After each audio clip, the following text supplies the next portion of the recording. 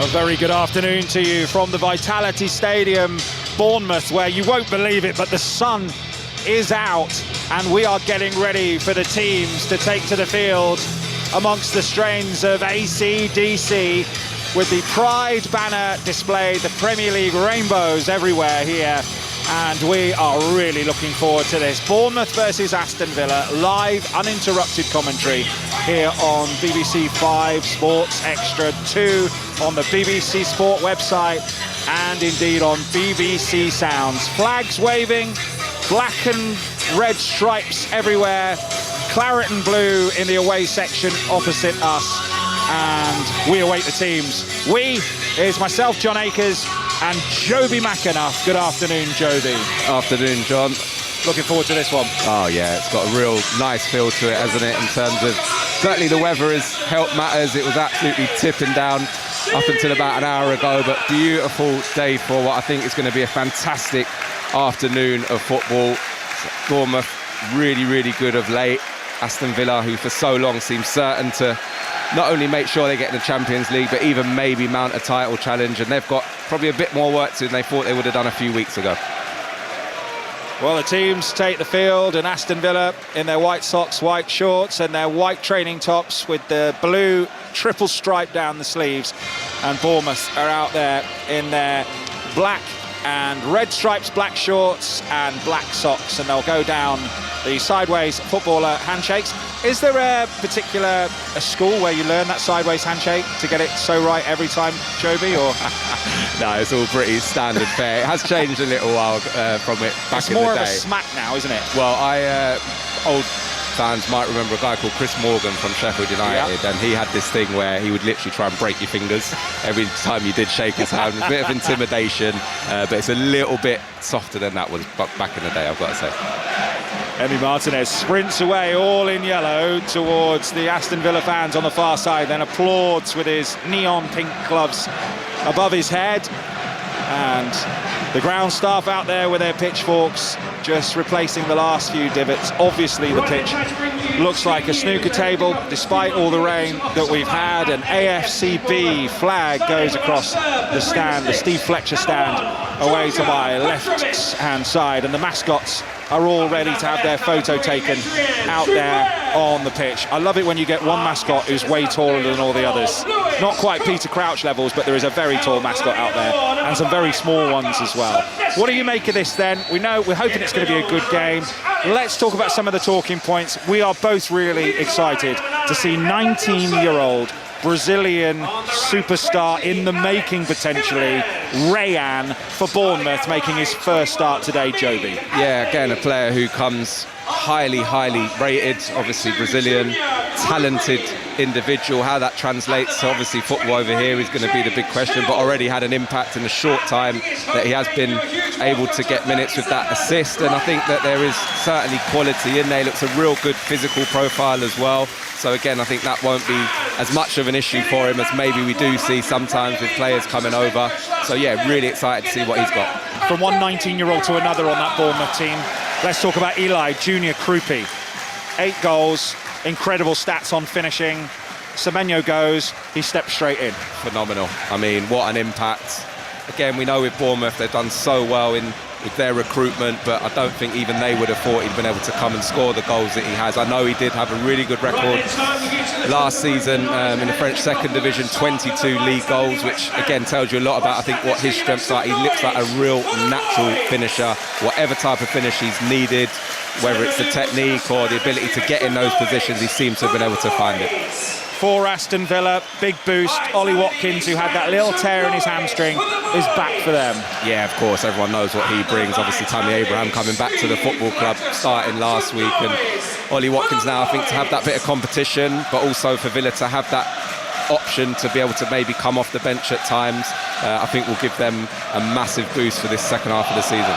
It's going to be Bournemouth to get us underway, to have the kick-off. The referee is Anthony Taylor. The VAR is Chris Kavanagh. Bournemouth are going to be kicking from left to right as we look at it, and Villa are all in Real Madrid. All in white, Los Blancos for today, Villa, after a couple of defeats in a row, which I have to say most people didn't see coming, as away we go, and Senesi will launch the ball high into the Villa half, and then they'll hope to try and... They do that every time. It's become a thing, hasn't it? Launch it, even kick it out, and then press right from the off. And Mings, against his former club, wins a header, and it's a throw-in for Bournemouth.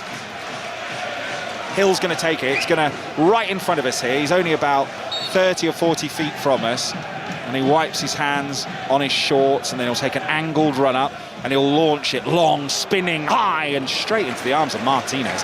He got hold of that one, didn't he? Yeah, very comfortable in the end for Martinez, but loved the intent from Bournemouth. I mean, this is one thing that you see in the game sometimes from kick-off. Teams go back, keep the ball, but don't actually start the game well, whereas Bournemouth really wanted to get started on the front foot. Well, this is a bit odd. We've seen the roundhouse kick from Emi Martinez, and he was under a bit of pressure, and then Ollie Watkins has got into a spat, I think, with Marcos Senesi, and there's a bit of pushing and shoving, and another couple of players have stepped in to try and break things up. Now Anthony Taylor's having some firm words with Ollie Watkins, but out of character. Yeah, I think he's just trying to make sure that Bournemouth centre-half pairing know that he's going to be around today, back in the team, and a bit of physicality up there. Here goes Sancho down the right for Villa after they managed to play round the press, and here's Ollie Watkins, corner of the penalty area, right-hand side for Aston Villa. Goes back inside, Sancho again, and then in the right back spot is Matty Cash. They're forced all the way back to the halfway line though, Villa, and Bournemouth got everyone behind the ball as Evan Nilsson applies the press. Only 2 players in the Premier League more pressing actions than Evan Nilsson. As the ball is with Bournemouth, John, have a guess for a bit of a quiz who the other 2 are who press more than him up the top. Strikers on their own. Haaland number 1, 390 presses, or 360, sorry. And the other one is Thiago at Brentford. Is the other one who applies more presses. As here's Douglas Luiz on the halfway line, wearing 21 with his again pink boots. And now Mings with a ball into feet, and that's lovely, and it might be away here through the middle. They try and go through Morgan Rogers, but it's come to Dino, puts in a cross on the left hand side, headed away, and now it's back with Mings again. It's good, crisp, first time passing and high energy this game. It's started really well as Bournemouth run the ball out of play, and it will be a throw-in to Bournemouth, but I think that got a touch off a Bournemouth player last, but he was on the blind side there, Anthony Taylor. Yeah, Bournemouth really fortunate here though. It's a lovely bit of play. Morgan Rogers linking up with Ollie Watkins, just a little one in that 10 position, round the corner. Watkins comes off, sticks him back in. If Rogers touches a little bit better, he goes straight in on goal, because he's absolutely sucked out Hill with his movement, but couldn't quite control the ball, but really bright for those forwards. Here comes Evan Nilsson in the sunshine on the far side, about half the pitch in sunshine, and his toe-poked ball forward is overhit, and it's out for a goal kick to Aston Villa. They've got Emi Martinez in goal, Aston Villa, then Cash, Konsa, Mings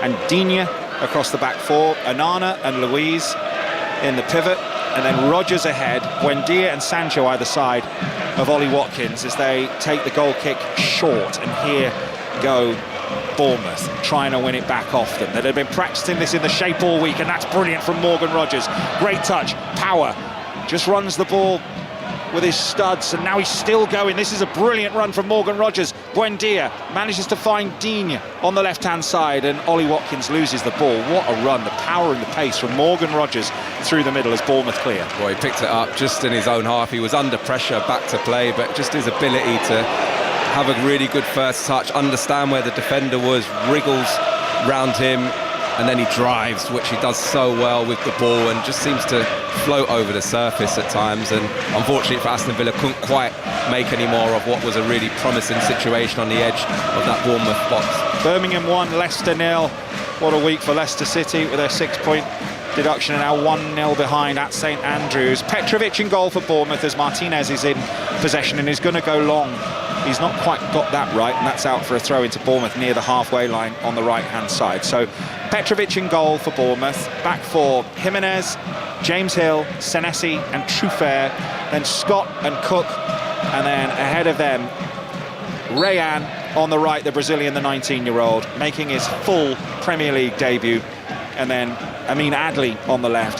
Krupi Jr., just in behind, and then Evan Nilsson up the top. 0-0, and we've had 5 minutes of the game on 5 Sports Extra 2, with Bournemouth in possession midway inside the Aston Villa half. Cook, 29-year-old captain, has been here, you know, all those years in League One. Such a really good constant for Bournemouth, as Anthony Taylor wants a little word with him. And it's a throw-in for Bournemouth, midway inside their own half on the right-hand side, and everyone kind of pauses for breath. Colchester are ahead 1-0 against Shrewsbury. We'll keep you up to date with all the scores as they go in elsewhere here this afternoon. And Chesterfield have gone 1-0 up at Bristol Rovers.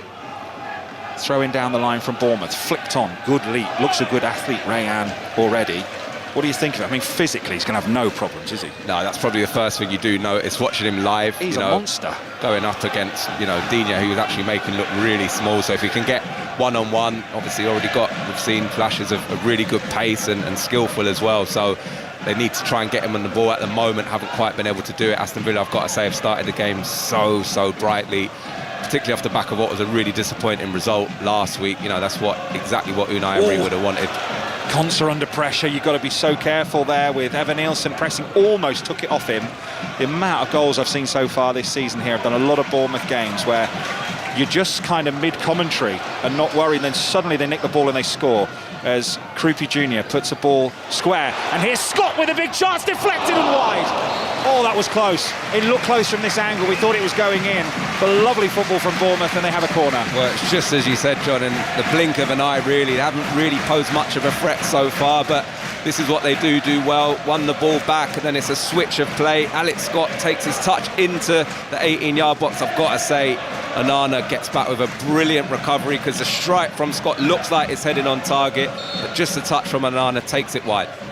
Corner then for Bournemouth from the right-hand side. It's going to be a left-footed in-swinger, high to the far post. There's no one there in black and red, but it has been picked up by Bournemouth. You've got it with Trufair, who's near the corner of the penalty area on the left, tries to run it round the outside, is challenged, and it's a throw-in in front of those Aston Villa fans on the far side. Live on BBC Sounds, 0-0. Goal for Bolton at home to Barnsley in League One. Sam Dalby has scored there, and it's going to be another throw-in, a long one from Bournemouth. What do you make of the comeback of the long throw, Joby? I don't mind it as long as it's done in reasonable time. I think at times it takes too long to set up. We see players going across the other end of the other side of the pitch, the towels, all this sort of stuff. As long as, listen, it's done in reasonable time, I'm all for it. It's a way to score a goal. Yeah, in comes the throw, and it's fallen to Rayan, who puts in a cross from the right-hand side, and it's blocked, and it's behind for a corner. Just got it in there early. Good decision-making, and another corner for Bournemouth on this right-hand side. Yeah, loved his positivity, again, as a winger. First chance you've got to go at that left-back, you know, you've got to go and put your marker down, show him that he's going to be in the game. It's exactly what he tries to do, just knocks it past Digne, uses his body. We've spoken about that physical presence he's got already, tries to cross it with the right, deflected out for a corner. Here comes the corner then. It's a low one this time, and unmarked at the edge of the box. Flying in with a shot there was Krupi Jr., but this one he just scuffed, and that'll go against him on the stats, because his stats are extraordinary as the ball's cleared away for a throw-in for Bournemouth again, and they'll get ready to take the long throw through James Hill again, who trots up from centre-back. So 8 goals this season, but best shot conversion rate of anyone in the Premier League, 38.1%. That'll be knocked down a little bit after that shot. And the best minutes per goal, 98, as Hill's throw on the far side is ready to be taken. In it comes, looping this one towards the edge of the penalty area. Villa win the touch, and they might well break here. Ollie Watkins running towards halfway. Can he find another player in a white shirt? He's fouled on the halfway line, and I wonder whether Anthony Taylor will want a word here, or whether he'll show a yellow, because I think that's one of those that will go down as a good foul.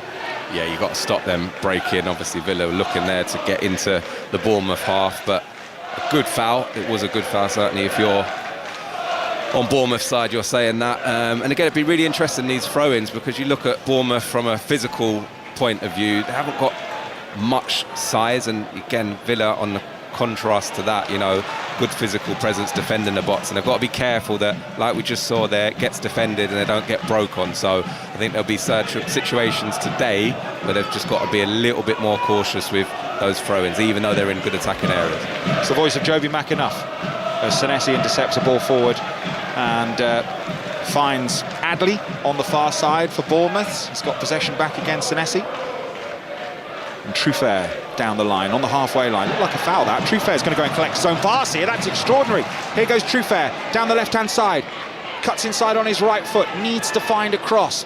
Checks and goes to Adley on his outside. Gets the ball back. It's about 25 yards from goal. Goes inside to Scott. Does Scott fancy a shot here? Tries a little reverse pass to Krupi Jr. It was a good idea, but intercepted, and Villa will clear through Mings. And they have possession with Onana now, midway inside their own half. And this is where they can break so quickly.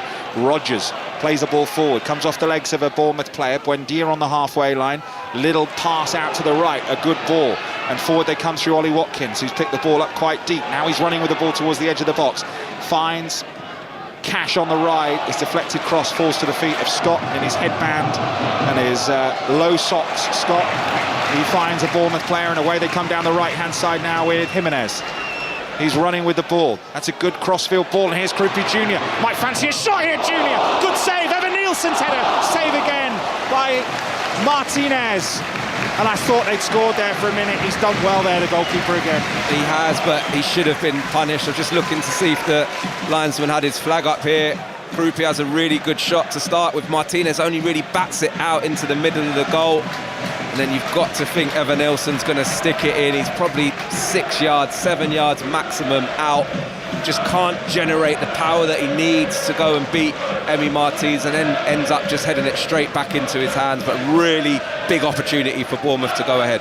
Did he have time to take a touch watching the replay? Did he have to go with the diving header straight away? I mean, either side of Martinez, you fancy him to score because he's kind of only just getting back up, isn't he, the Argentinian goalkeeper? Yeah, I think it's one of those that the instinct just kicks in. I think because you're so close to the goal, you're probably assuming there's going to be a bit of pressure where actually there wasn't any, and you're right, he probably could have done, but I think he just feels I've got to get a touch on it, but like you say, just lack the direction to really test the goalkeeper. But big chance. He's offside here, Krupi Jr. He is going to collect it, he might even score. He's looped it over the keeper, it's cleared off the line and away and back into the keeper's hands, and then the flag goes up. I mean, I was pretty confident there. He looked 10 yards offside, so that's why I would have had an egg on my face, but he looked miles off. Well, he was. I think it's one of those that it's a little bit frustrating when you watch it because everybody in the stadium knows it's going to be offside, and then what you end up getting is a defender having to chase back. On this occasion it's Konsa, who doesn't know whether it is off or not. He's just reacting, and now he's injured. Full speed to try and clear it. He does actually brilliantly. Just looking at here, well, again, he was definitely offside, probably a little bit closer than I first thought, so maybe that's why the linesman haven't raised his flag. Konsa ends up then full speed trying to get back. Brilliant clearance off the line over his head, but then has a bit of a tangle with the net and has come off worse for wears, but he's now back up on his feet. Yeah, he's all right, isn't he? It is a brilliant clearance from Konsa, but it was unnecessary. I mean, that's the way they're going. You know, you play, it's the whistle, and they'll review it afterwards. But that was so far offside. I've got some goals to tell you about. West Ham have taken the lead at Burnley. Crescencio Somerville has scored again. And Chelsea are 1-0 up at Wolves, and Plymouth Argyle have taken the lead against Lincoln. Plymouth 1, Lincoln 0. Lincoln unbeaten in a long time in League One, having a super run. Plymouth a small resurgence under Tom Cleverley, having a tilt at the playoffs, and Peterborough are 2-0 up at home to Wigan. And here's Rayan, right-hand side, trying to bring the ball down. It was bobbling. He's gone back inside to Krupi Jr. Will he give it him back? Oh, that's lovely from Krupi Jr. It'll be a yellow card, this. Ooh, it won't. OK, he's gone down too easily, and it's not a free kick. And Anthony Taylor tells him to get up there, Krupi Jr. And maybe I spoke too soon there as the ball's cleared away. I was probably closer to it than Anthony Taylor with a better view. Maybe he was looking for it, I don't know. Joby? No, I'm with you, John. I definitely felt it was a foul. Krupi does really well. I think maybe where he's going in between two players, I think it was Digne and Buendia, and it gets kind of blocked off in the end by Digne, but for me the arm goes across, and it should have been a foul really, but obviously the referee didn't agree with us too. 0-0. 5 Sports Extra 2 from the BBC, live on BBC Sounds and the BBC Sport website. And you can find us on your DAB radio as well. Set us up as your presets, bring you more live Premier League football on the radio than anyone else again this season. 5 Live and the BBC. been a good start to this game. Villa, you'd say, have shaded it, but it's Bournemouth who've had the best chances in the game so far. As Buendia's got the ball midway inside his own half, trying to get away from his man, and Douglas Luiz comes over and helps him out. What do you make of the re-signing of Douglas Luiz? I mean, it's needs must. They've got Tillemans out, they've got John McGinn out, they've got so many players missing. Exactly that, I think, is what they needed in that position. Obviously, midfield's been a big problem for them with the injuries that they've had, and somebody who obviously knows the club, knows the manager, exactly how he wants to play, and a big experience in there as well. So, for me, a very sensible sign-in. Probably tells you a little bit where Aston Villa are in terms of what they can do in the market and the financial restrictions that they're under. When you talk about potentially being in a title race, you look at what Manchester City have been able to go and do. Obviously Arsenal's squad, which is absolutely stacked, so it's obviously going to be difficult to maintain that, but I think for where they are now, it's a very, very smart signing. True fair for Bournemouth on the halfway line. It was Cole Palmer with a penalty, by the way, for Chelsea to put them 1-0 up at Wolves. Bournemouth in possession on the halfway line, little chip ball forward, Evan Nielsen running onto it, looked offside again. Out comes Emi Martinez and falls on the ball. All in yellow, and we'll have a look up to clear. It's interesting, this fixture, that Bournemouth started really well, won 4 of the first 5 in the Premier League against Villa, but then haven't beaten them in the last 6. There's been 2 draws in there, so not done too well against Villa of late, and of course earlier in the season 4-0. That's really good from Jimenez, and then Rayan is fouled, flattened in fact, and that's probably an early plan, and I think Douglas Luiz here is going to get away without a yellow card here. Is he? Yes, and the magic spray's out, but there's a chance here for Bournemouth to cross. It is. I think he's very fortunate, Douglas Luiz, to get away with that. I think, listen, he's probably a split second late. He does make a genuine attempt for the ball. Rayan's just a little bit too quick, nicks it away from him, probably was going into bodies as well, which is maybe why the referees decided not to give him a yellow card. But yeah, really promising position, just to the right-hand side of the 18-yard box, whether it's going to be Adley with an in-swinger, maybe Cook trying to outswing the ball, just both over it at the moment. Yeah, it's just near the corner of the penalty area on the right-hand side. It's a good position to cross. Here's Adley, left-footed, goes short, training ground stuff, brilliant strike wide from Krupi Jr. He's had 3 looks now, Krupi Jr., and he's getting closer. That one fizzed past Martinez's left-hand post, and if they'd been on target, you feel he would have been beaten. Yeah, and it's 2 really clever set pieces. One was a corner that they worked earlier, and he didn't quite catch the strike as well as he should have done, and that one there, a free kick. They just feel it into the box, little set off onto the edge, and he's coming onto it, like you say, can't quite find the corner, which is what he has been doing so far this season, but really nicely worked, and a real big opportunity again for Bournemouth to get themselves in the lead. Fulham have taken the lead against Everton 1-0, and a free kick given there against Krupi Jr. He doesn't agree with it, and there's a few words there with Anthony Taylor, and he's laughing in his turquoise top. It's Krupi Jr. just a little push in the back on Morgan Rogers, who went down, and it's still 0-0. Fulham 1, Everton 0, Wickham 1, Doncaster 0, Notts County 1, Barrow 0. No goals here yet.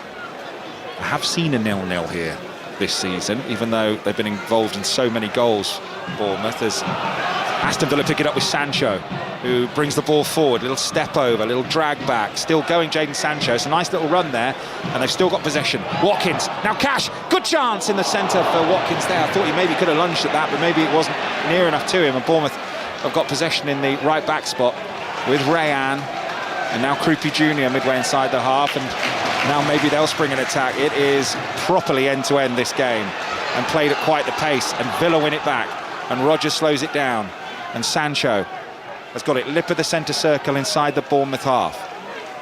Banana, good run that from Sancho, Joby. Yeah, really nice and positive. Good link-up play again. They have looked sharp in and around the box whenever Morgan Rogers is involved. As you say, Sancho, that low centre of gravity just to get away from people, and then it's a really good pullback actually just across the 6-yard line. You felt at one point as though Ollie Watkins was going to really dive at the ball and try and get a touch on it, but again, I've got to say, from Bournemouth's perspective, they saw it off really, really well, and then it runs through to the back post and out of harm's way for now. Villa still in possession inside the Bournemouth half. Earlier it was Manchester United 2, Tottenham 0 as Villa play a ball forward towards Dean, corner of the penalty area. Gets it to Buendia. He's got a chance to cross. Right-footed, but plays a nice little reverse pass. Rodgers, low ball, easy! Offside. Ollie Watkins, won't count. Really good football, but Watkins was just offside. Flag went up right away. Ball did end up in the back of the net, but it's still 0-0. Yeah, but again, it's these little pockets. I mean, Morgan Rodgers almost just drifts into the 18-yard box, and then Ollie Watkins has to go early to try and get on the end of the ball. It's a left-footed cross just across the floor, and he's just gone a little bit too early. Senesi does well just to sort of let him go almost, but it's a big decision from Senesi. Doesn't follow him in, and he is in offside position. Free kick then for Bournemouth. Petrovic, who's all in purple. Little green flashes on his goalkeeper kit. Just in front of those towering pines, which aren't moving a muscle. It's quite a nice day here in Bournemouth today. It's about 11 degrees. As the ball's chipped over the top, not much wind. It's not raining for once. No need for a heated gilet today, is No, it? I am too hot, if anything. I've gone with a heated gilet. I've not switched it on. In fact, in the press room, I think I might have knocked it on by accident, and I had to unplug it and then unzip it. I was literally sweating. But they are brilliant. I don't know if you've got one. I have, yes. Yeah. But definitely not needed today. Not needed it's a today. glorious day on the south coast. You're right. The long johns were probably over the top as well. As forward comes Rodgers. Little ball. This is good. Morgan Rodgers! Oh, what a finish! That is spectacular! 8 goals for the season for Morgan Rodgers, and Villa lead. 2 games without any goals. They've got one at Bournemouth. Bournemouth 0, Aston Villa 1. Well, he is, look, the real bright spark for Aston Villa in that final third so far. 1 or 2 occasions, hasn't quite come off. We just had the offside, but this one was brilliant play. Sancho involved again, just really nice, intricate football in and around the box. Rodgers actually picks it off, just pops it off to Sancho in the wide area, and then he runs in behind Alex Scott. Once he's in the box, nothing else on his mind. He just puts his foot through the ball, no messing about. Power, accuracy, into the roof of the net. A brilliant strike, and I've got to say, in that final third, they have looked so sharp so far this afternoon. He made it look so easy. That is not easy to do. Petrovic has picked a good position. Nothing wrong with his positioning. Stands up tall, says, go on then, beat me. And it's just pace beats him. It probably goes 2 feet from Petrovic's left hand and just flies into the roof of the net. And any kids watching that tonight on Match of the Day, just look at what Morgan Rodgers does with his eyes. He looks up just as he's about to strike it. His eyes don't move from the ball.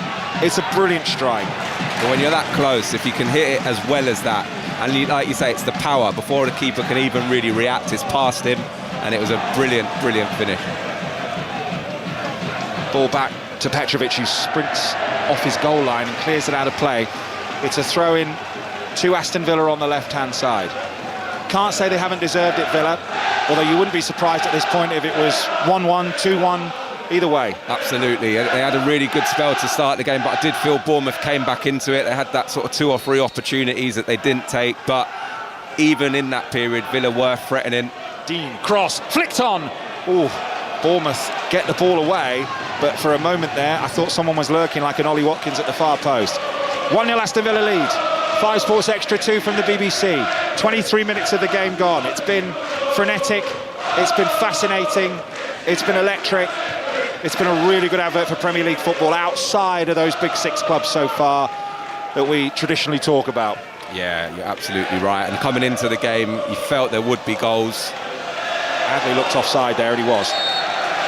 Given Bournemouth's recent record here in particular, last 3 games have been 3-2. Obviously a couple of wins and a loss, but have played really well.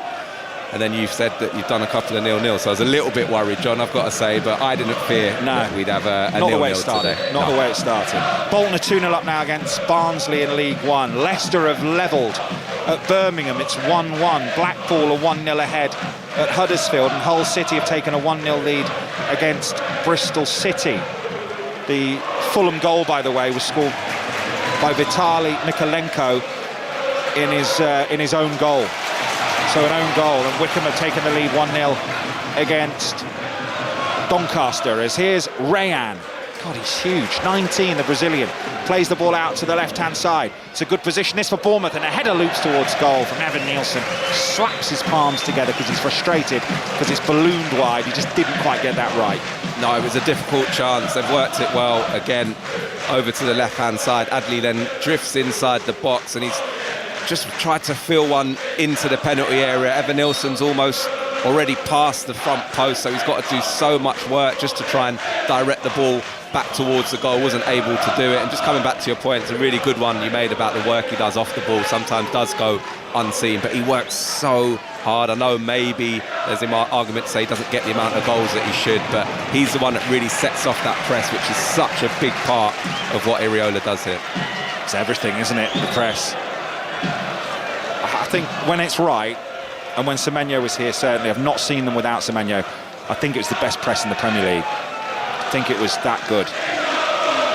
And again, I think because of the venue, and it does feel when you come here and you play here and they're playing well, it really does feel like everything's on top of you, so I'll get even more. Brilliant football. Oh, and chance for Krupi Jr. just to lay it into the path there of Rayan, but just under hits it, and Aston Villa have got possession with Tyrone Mings with his sweatbands on, short sleeves. Been out for so long, Tyrone Mings, and he's back there with Ezri Konsa. Buendia just napping on the ball. Jimenez does really well, snaps in.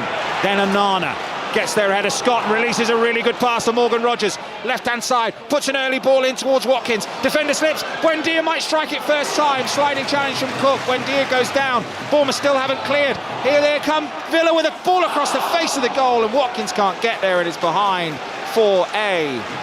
We haven't decided yet. Goal kick, is it? Yes, goal kick.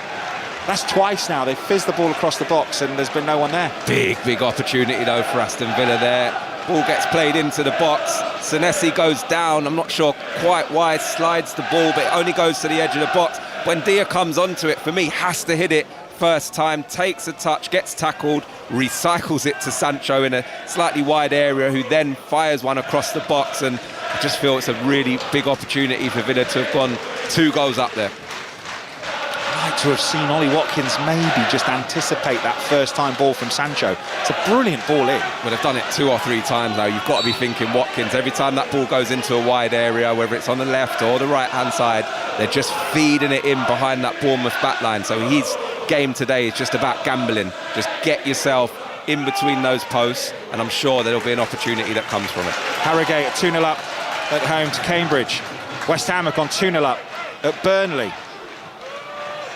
Gillingham have beaten Tranmere 1-0 and Northampton are 1-0 up against Stevenage, and you are up to date on 5 Sports Extra 2, and it's a throw-in for Bournemouth on the right-hand side, which Jimenez comes across to take.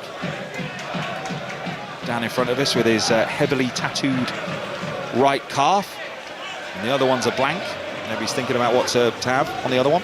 Is Evan Nielsen flicks a ball on. Scott wins a header. Sancho's back there in between his centre-backs, clearing the ball high. And that's a lovely first touch from Trufair, midway inside the Villa half on the left-hand side. Trufair in possession in the sunshine. Standing on the ball, rolls the ball out to the left-hand side to Adley. Good game this, 1-0 Villa lead, 28 minutes gone. I'll just put a foot on it here with Scott with his Alice band. He's had a really good season. Moving forward through the middle is Cook.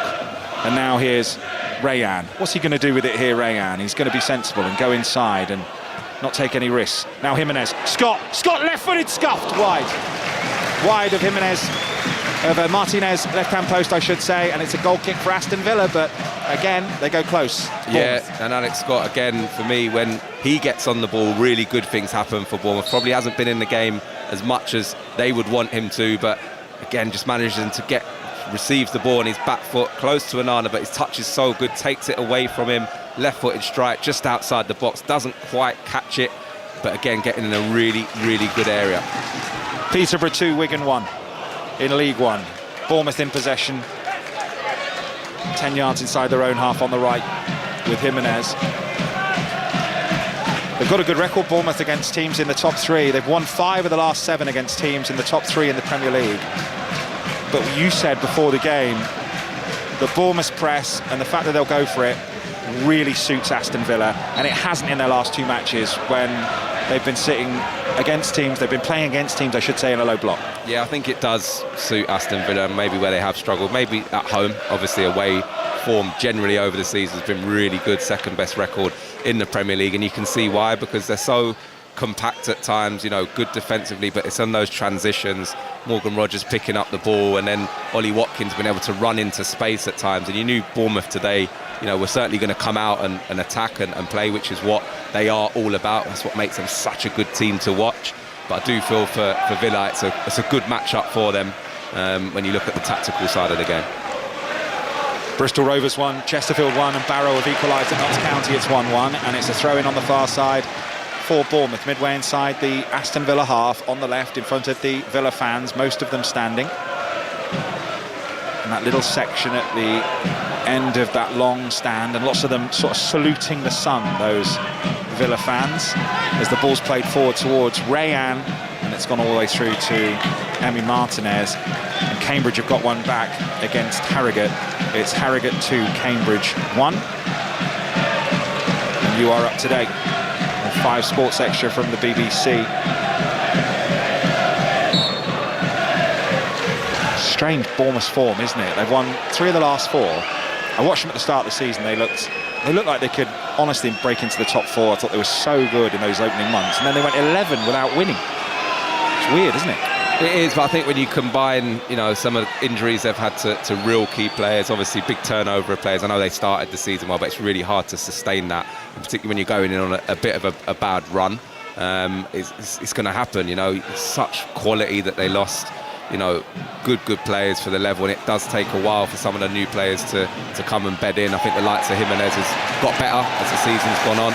Adley, strong, to the byline, ball went out, flag went straight up. This assistant down here, right, you don't see it very often, but he spends a lot of his time on the pitch. He likes to go on the pitch. You watch him.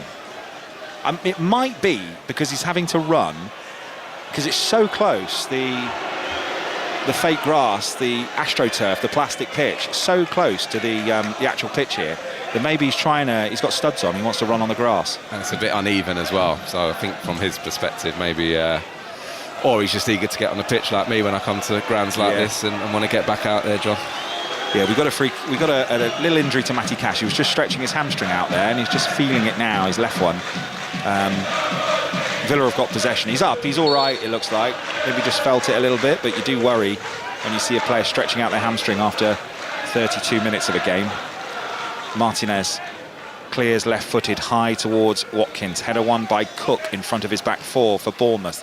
Played forward. Evan Nilsson was in an offside position, I think. The flag stayed down. Evan Nilsson. Now Rayan. Rayan on his left foot. Comes back inside. Here's Scott to strike one. And it's parried, and Evan Nilsson and wide. And another save. He's made 2 double saves now, Martinez. And he says, wasn't that offside? And I think if they'd gone to check it, if there'd been a goal, I think Evan Nilsson was running back from an offside position, maybe. But he's down on the deck at the minute. He's hurt himself. He's hurt his shoulder, I think, and it's a Bournemouth corner. Joby. Yeah, listen, although he's done well the second time, that's twice now. Martinez hasn't done very well with the first effort. It's probably 23, 24 yards out. Decent enough strike from Alex Scott, but straight down his throat, and he just almost flaps at the ball again, just parries it straight down inside that 6-yard area, and Evan Nilsson can't get the finish. Corner from the right, another one for Bournemouth, swung high to the far post. Again, there's no one there. Rayan's hit the bar with a header. It was held back in by Aston Villa, bizarrely. And Rayan found himself about 10 yards out, little looping header, smacks off the top of the bar. Should score, and it's Morgan Rogers who's incredibly relieved. It's just a ball to the back post, and he gets it all wrong. Rogers just flicks a foot at the ball, but only deflects it back into the area where all the players are. And Rayan, with a free header, really has to do better than that. Rogers at the other end, here for Aston Villa. Got Sancho in the middle. Got Buendia arriving. Save Petrovic. He's parried it out. Buendia goes down. Shouts for penalty. First impression from Anthony Taylor is no. And now Buendia and Jimenez going at each other. After Buendia went down in the penalty area, Petrovic has come across to take his own player, Jimenez, away, and Anthony Taylor will try and pick the bones out of this. Yeah, ridiculous really. And it's Buendia who has the first attempt, comes back out to him, and as he's trying to get the rebound, realises he's not going to get there, so almost runs into Jimenez trying to buy a penalty. It wasn't a penalty. The referee's seen it for what it is. Then there's a reaction to that. I think Jimenez is saying to Wendy, rightly so, you're trying to con the referee there. Little bit of a square up, nothing too major in my eyes. But again, a really fast break. Good save actually from Petrovic, but then he tries to win the penalty, and yeah, having none of it, Jimenez, is he? Well, you're not getting a penalty for that, are you? I mean, he's felt a bit of contact. Nowhere near the ball. He's initiated the contact, you're right, and thrown himself to the ground acrobatically. And Anthony Taylor here has shown a yellow card. Who's he shown it to? I think to Jimenez, because there was a reaction after it. Listen, he feels aggrieved, but then you have to be very careful if you're then going to confront the player who it was. And listen, very little contact. Just looking here whether it is Buendia who has picked one up as well, or is it going to be just Jimenez. I'll tell you in a minute. Brilliant game though, isn't it, so far? It's really good. It's really good. This time last week, I was at Brighton against Everton, which he said wasn't as good. Oh, the first half there, an absolute stinker. This has been very much the opposite, so it was definitely due one. Wimbledon won, Reading won, so Reading, your former team, have equalised there, and Chelsea are now 2-0 up. And Cole Palmer scored another penalty for Chelsea. 2-0 up at Wolves. 5 Sports Extra 2 from the BBC, and it's the goal scorer Morgan Rogers, and he's called a free kick there for a foul on James Hill, and it's Bournemouth with a free kick, and they've taken it quickly. Scott rolls the ball out to the left to Trufair. He looks up, thinks about a cross. 9 minutes to half-time plus added time. Aston Villa leading by a goal to nil. Live on the BBC Sport website and BBC Sounds. As Cook drops the shoulder on 5 Sports Extra at the moment. We've got the rugby, and of course we're all over England-Wales a little bit later on for you as well on 5 Live, of course. Adley, great pace to this. If there's another one before half-time now, we could be in for a properly high-scoring game. Here come Bournemouth down the right with Cook, who scurries forward. That's a nice pass. It's overhit. Sorry, it's not nice. It's overhit. It's a good run, actually, from Jimenez, the right back, but it's gone all the way out and out of touch, and it'll be a goal kick to Villa. Yeah, and just coming back to that point in terms of that sort of run and players coming into form and getting a grip of the club and a feel for the Premier League, and you know, Jimenez now today, that move will become permanent. I think he's a prime example of that. You know, Adley as well, another one. And it does take a little bit of time for players to bed in with some of the injuries that they have had as well, but they seem to have come out of that so far, Bournemouth, and you know, seeing what the real Bournemouth looks like under Iriola, which is a brave, front-footed team, loves to get on the ball and, you know, score goals. They've been fantastic value this season. Yeah, too. Tried to take the throw in there in the wrong position, and the referee Anthony Taylor says, "Nope, back you go." Cole Palmer's second penalty. João Pedro, by the way, has won both of those penalties for Chelsea. So if you're a player of FPL or fantasy football, 2 assists for João Pedro, who is not in my team. Morgan Rogers is, so that's good. 1-0 Aston Villa lead, and of course you can catch the BBC Sport FPL podcast every week with Statman Dave, Alistair Bruce Ball and Chris Sutton. Wherever you get your podcast from, it is really good. Halfway line, Onana standing on the ball, rolls it back to Mings, and Mings goes back to Martinez, who stands over the ball and will go long. They've actually had some joy with this direct ball of Villa so far in this game. Not this time though. Header won by Bournemouth, and they've got the ball with Senesi, who dinks a little ball down the line. Trufair's made a really good run. First touch lets him down, and that's out for it's come off a Bournemouth player, says Anthony Taylor, and it's a throw-in on the far side, midway inside their own half for Aston Villa, and they lead 1-0 still, and we've got 6 minutes plus added time to half-time. Yeah, I think that's why it has been such an enjoyable first half so far. You reference Aston Villa not being afraid at times to go forward fairly quickly. Listen, it's controlled. It's not just a punt in behind, you know, and you have to have willing runners to be able to do that, which they have had, and you have to have the quality to find the pass. And Bournemouth exactly the same on the other hand. You know, it's about playing forward with a purpose, really, and I think both teams do that really, really well, which is why it's lent itself to such an open and entertaining first sort of 40 minutes or so today. Anthony Taylor just sorting out another little... It's been a little bit bad-tempered between the teams. There's been a lot of little like arguments and little scuffles and spats, and we're still waiting to see this throw in. Cole Palmer scored a hat-trick for Chelsea from nowhere. 2 penalties and 1 from open play. Did not see that coming, but Cole Palmer back to his best is great news for Chelsea and for England. It's only a matter of time, really, wasn't it? A lot of talk about his form, but top player, and that'll do him a world of good, I'm sure. Jimenez. Oh, it's brilliant. Rayan down the outside, right-hand side, dink back across. Acrobatic clearance from Onana for Aston Villa. And now Rodgers. Bournemouth win it back with Senesi. Dinks it out to the right to Jimenez. Right-footed, puts in a cross. Oh, hits Digne right in the solar plexus. And that has winded him. He's gone down on his back with his hands behind his head. He's taken deep breaths. That's knocked all of the wind out of him. Yeah, and I said earlier about how much I miss playing and love to get the boots on sometimes, but then I see something like that and go, I definitely don't miss getting absolutely the wind taken out of you. He's gone to block the cross, and it, as you say, he's just caught him absolutely perfectly, taking the wind out of his sails, that's for sure. But he's back on his feet now. Good defending, actually. But Rayan looking a real threat down this right-hand side when they can get him on the ball, and real positive, wants to go and get in behind Digne, and at the moment has been a handful. Andoni Iraola just writing a few notes as Hill prepares to take this long throw from the right. It's a good one, headed away by Onana, who falls nastily flat on his back. But Aston Villa have managed to get possession of the ball. Buendia tries to square it. Bournemouth nick it and play it back to their goalkeeper. Preston have taken the lead against Portsmouth. Lincoln are level at Plymouth 1-1. Bristol City are 2-1 up now at Hull after they were 1-0 down. And Arsenal have just taken the lead in the last few seconds at home to Sunderland. That game's live over on 5 Live. Scott for Bournemouth. Can they find an equaliser before half-time here? They are pushing as Rayan goes on a little run, tries to find him, Scott, but it's intercepted. They have the ball back, though. They're giving it away rather too easily at the moment, Aston Villa. It's coming straight back at them. Here's Adley.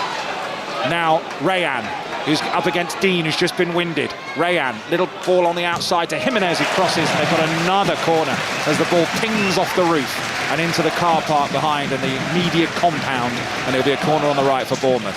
Yeah, good little period, and they needed it. Onana at the moment down on his knees, and be worrying for Aston Villa. Obviously he's had some issues with injuries, hasn't been able to play as regularly as I'm sure he or the club would like, but he makes such a difference. His physicality, the way he just sits in front of that back four at times, and from situations like this, of course, set pieces, which he's already done on 2 or 3 occasions, winning that first contact.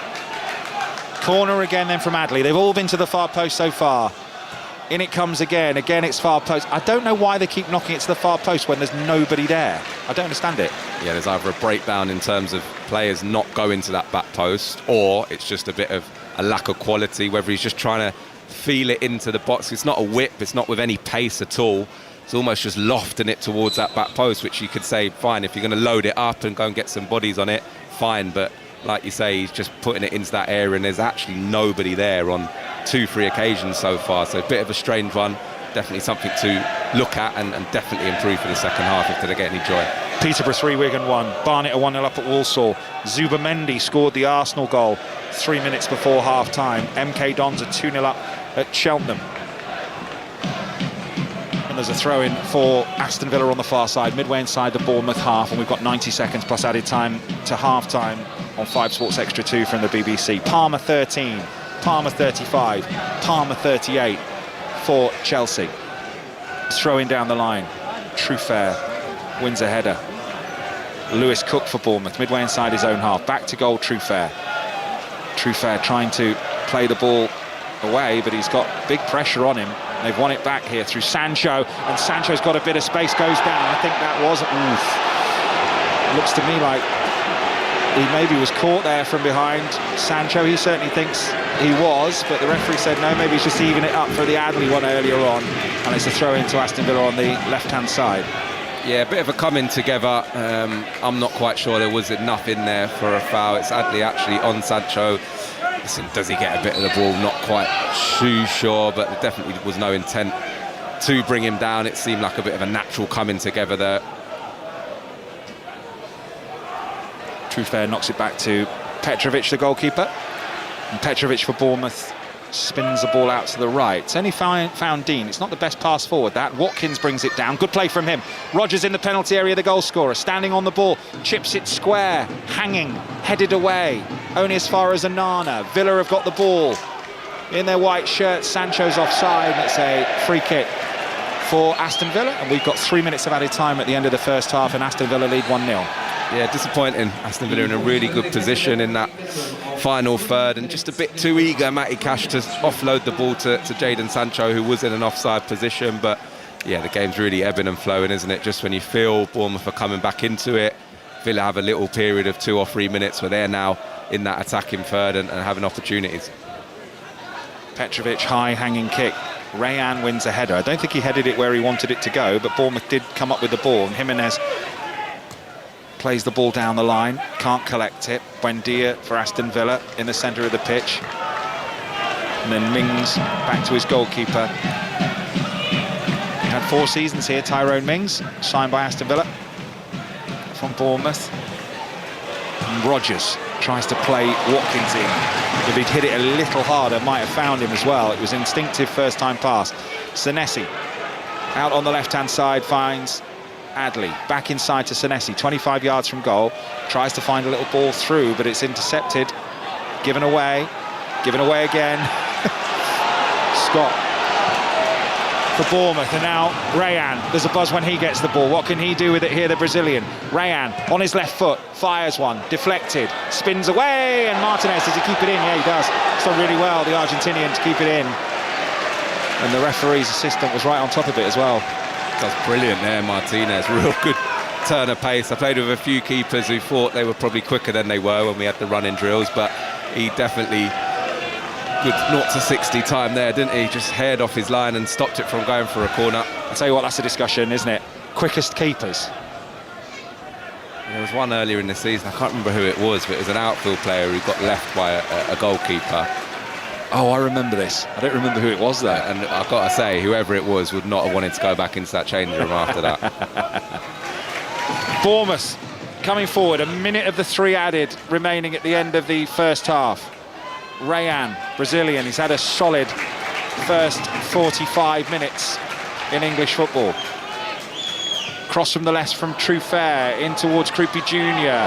Shouts for handball. Cook gets there ahead of Rodgers, but then taken off him by Rodgers. Buendia in his own penalty area. Oh, almost gave it away. It's a little bit desperate, this, from Aston Villa, as Cook finds a cross into the middle. Flicks off the head of Evan Nielsen. Sprinting after it is Adley, and Sancho comes off Truffert. Done really well there, Sancho, to win his side of throwing, and that should be it probably for the half. Yeah, good tracking back from Sancho, doing a really diligent job, backing up Matty Cash at times, and just going back to that, Ollie Watkins nearly got slid in, and we talk about how good Bournemouth's press is at the front end of the pitch, and a big reason for that is because they're so high, those back 2 really, which is what they leave a lot of the time, so there is space in behind to try and get into. MK Dons 2-1 up against Cheltenham, and Cardiff have taken the lead against Rotherham, and here Aston Villa lead by 1-0 at half-time, not through the want of trying from Bournemouth. What do you think of that as a first half? Joby McAnuff. Yeah, really enjoyable watch. I feel both teams have really come out and shown a real attacking output to the game. Bournemouth had some decent chances, we've got to say. Krupi in particular, 2 from the edge of the box, which he's missed the target. You'd expect him to do a little bit better the form that he's been in, but Villa have been really good when they've got that ball in and around the final third. Just a little link-up play, combinations in and around the box. Morgan Rodgers, listen, the season he's having fantastic so far, and he is the real danger man. And obviously Watkins, we've spoken about that ability to go in behind and maybe just gamble 1 or 2 more times in that second half, because they put some real good quality into those areas for him to poach on. Well, Morgan Rodgers' 7 Premier League goals before today were worth 11 points for Aston Villa for the season. Could it be 14 if it stays like this? Morgan Rodgers' 8th of the season separates the sides at half-time. At half-time here, it's Bournemouth 0, Aston Villa 1. Drops inside the area, Mukiele dives forward at the far post, couldn't get there all the way through. It will go for a goal kick as the half-time whistle is sounded, and Arsenal lead by 1-0, Rob Green. Yeah, I think they're just relieved to get in at half-time at 1-0. questions being asked as to whether there's a penalty here. No, Darren Zubimendi pulling back. I think it's Robbie at the far post. He's just thinking, oh, hold on a minute, is he onside? The Sunderland players surrounding Sam Barrett, the referee. No, it is half-time. They had a good look at it though, didn't they? So after that VAR check, the players now trudge off the field here in the wet conditions in North London. And Zubimendi with a first-time right-footed effort, just going in off the left-hand post to beat the diving roofs, gives Arsenal the lead at the break. It's Arsenal 1, Sunderland 0. One goal in it then at Arsenal, one goal in it at Bournemouth. John Southall. There is Bournemouth 0, Villa 1. Really good half of football. Bournemouth had a great chance before the goal. Groupie shot parried by Martinez into the path of Evan Nielsen. Weak header straight to the keeper. Should have scored. Then the goal, well worked. Sancho and Rodgers exchange a 1-2 on the right, and Morgan Rodgers slammed it into the roof of the net. Terrific finish. Martinez denied Evan Nielsen twice. Ryan hit the bar, and a Buendia shot saved by Petrovic at the other end. The only surprise that it's Bournemouth 0, Villa 1. Another miserable afternoon for Burnley. Julia Bold. Yeah, Burnley 0, West Ham 2. The first goal on 13 minutes. Crescencio Somerville on the left. He's cut in, chipped it over the top of Dubravka, who'd already dived down to his right. 5 in 5 now for the Hammers winger. Then on 26 minutes, a great ball in from Diouf on the left. Valentin Castellano, centre of the box, rose up high, headed it in from close range, and it was only then Burnley started to wake up. Hugo Chukwu and Fleming both for simple saves from the keeper. Marcus Edwards running in from the right hand side, he did really well. Long range effort, went just wide of the post, but it feels a really long way back for Scott Parker's side. Burnley 0, West Ham 2. At times during the first half, Marco Silva has cut a frustrated figure at Craven Cottage, presumably Chris Coles, because they're not further ahead. Exactly that reason, Mark. They lead Everton 1-0. It could be 4 or 5. They've had so many good chances. They've hit the crossbar twice. The goal they did score came from an Everton player, Vitaly Mikalenko's unfortunate own goal. Jimenez effort saved by Pickford onto the back of Mikalenko, who was still mid-slide from his efforts to block the initial shot. The crossbar hit from Smith Rowe, curling effort from range. Chukwueze pile driver from distance. Jimenez has missed from 8 yards. Wilson should have done better inside the box. In short, Fulham should have this game won. Half chances at best for Everton. An Armstrong volley wide. Barry inches away from a Dewsbury Hall cross, but they are comfortably second best. Fulham 1, Everton 0. Mind you, if you want frustrated figures, the Wolves fans who are left at Molineux would be the ones, Mike Minay. Certainly so. Many of them are heading for, I assume, half-time refreshments, but who knows whether they come back. Masters of their own downfall, 2 needless pushes on João Padjo in the box, 2 penalties, 2 Cole Palmer conversions. The boos are for the referee as he heads down the tunnel. The home side may have started brightly, but soon as they scored, Chelsea seized control. Cole Palmer got his hat-trick 8 minutes from the break, firing a Cucurella pullback into the roof of the net. The home side's misery then compiled. Hwang's had to go off injured with a leg injury. Krejci on by then. It is far too little too late. I'm going to pack up and go home myself because Wolves haven't scored a second half goal in their last 10 games here at Molineux. Wolves 0, Chelsea 3. Let's go to Rome, where this feels like it could be a huge 4 minutes ahead for both Italy and Scotland. James Burridge. Absolutely, Mark. Yes, Italy leading by 3. 18 points to 15. 3 minutes, 45 seconds left. Italy camped just outside Scotland's 22. George Horner's given Scotland hope. Since he's come on, he's really injected some tempo, some desire. He's been screaming at his pack to try and give him front foot ball. But the conditions, Mark, have dictated this result in many ways, because the rain has just been horrendous, shocking conditions. One thing Italy have bossed, they've got the advantage from this scrum, is the set piece. They have demolished Scotland up front. So too in the line out. It's been a total mess. They've got a penalty outside the 22, and looking at the clock, looking at the moment, this has to be a kick for 3, and a penny for the thought of Gregor Townsend right now. This is his nightmare scenario. They lost in Rome 2 years ago, and the way it's looking now, history is about to repeat itself. 3 minutes left. BBC One to watch it. Sports Extra if you want to listen to it. Earlier in the Championship, Derby 1, Ipswich 2, Norwich 2, Blackburn 0, Southampton 1, Watford 0. We'll start the 3 o'clock half times at Coventry, and the leader's sticky spell is continuing, John Bennett. They are being frustrated. Coventry 0, Oxford 0. The Championship leaders have lost their last two. They've wasted a number of chances today. Sakamoto came the closest to a breakthrough, forcing an excellent diving save. And at the other end, Oxford nearly punished them on the break. Poheta fired over in acres of space. Coventry 0, Oxford 0. And next we'll go to Hull. They're at home to Bristol City. Sani Rajavajala. Hull City 1, Bristol City 2 against the run of play on 24 for Hull. Ollie McBurney, a touch to take it away from the defenders in the area, and a great finish for 12 for the season in the league. But Bristol City levelled back from injury. Rob Atkinson on the end of a corner, and in a flurry of chances, Ross McCrory side-footing top corner as it broke him in the area. At the break, it's Hull City 1, Bristol City 2. Andy King is in interim charge of Leicester. In his first match in charge, Leicester were reduced to 10 quite early on in the first half. The same thing has happened again this afternoon, although on the half-hour mark this time. Owain Gwyneth. Yes, Birmingham 1, Leicester 1. Ibrahim Osman, first goal for the club, give the Blues an early lead, pouncing on a defensive error before Abdul Fattah equalised with a left-footed stunner to lift the Foxes' mood temporarily. But Leicester's bad week went from bad to worse, down to 10, and men cut over. Reed sent off for a poor and unneeded challenge on Osman. Birmingham have come close to a second. It's a golden chance to record a first win against Leicester since 2011. Birmingham 1, Leicester 1. Two sides in the playoffs, Wrexham and Millwall. Molly Stevens.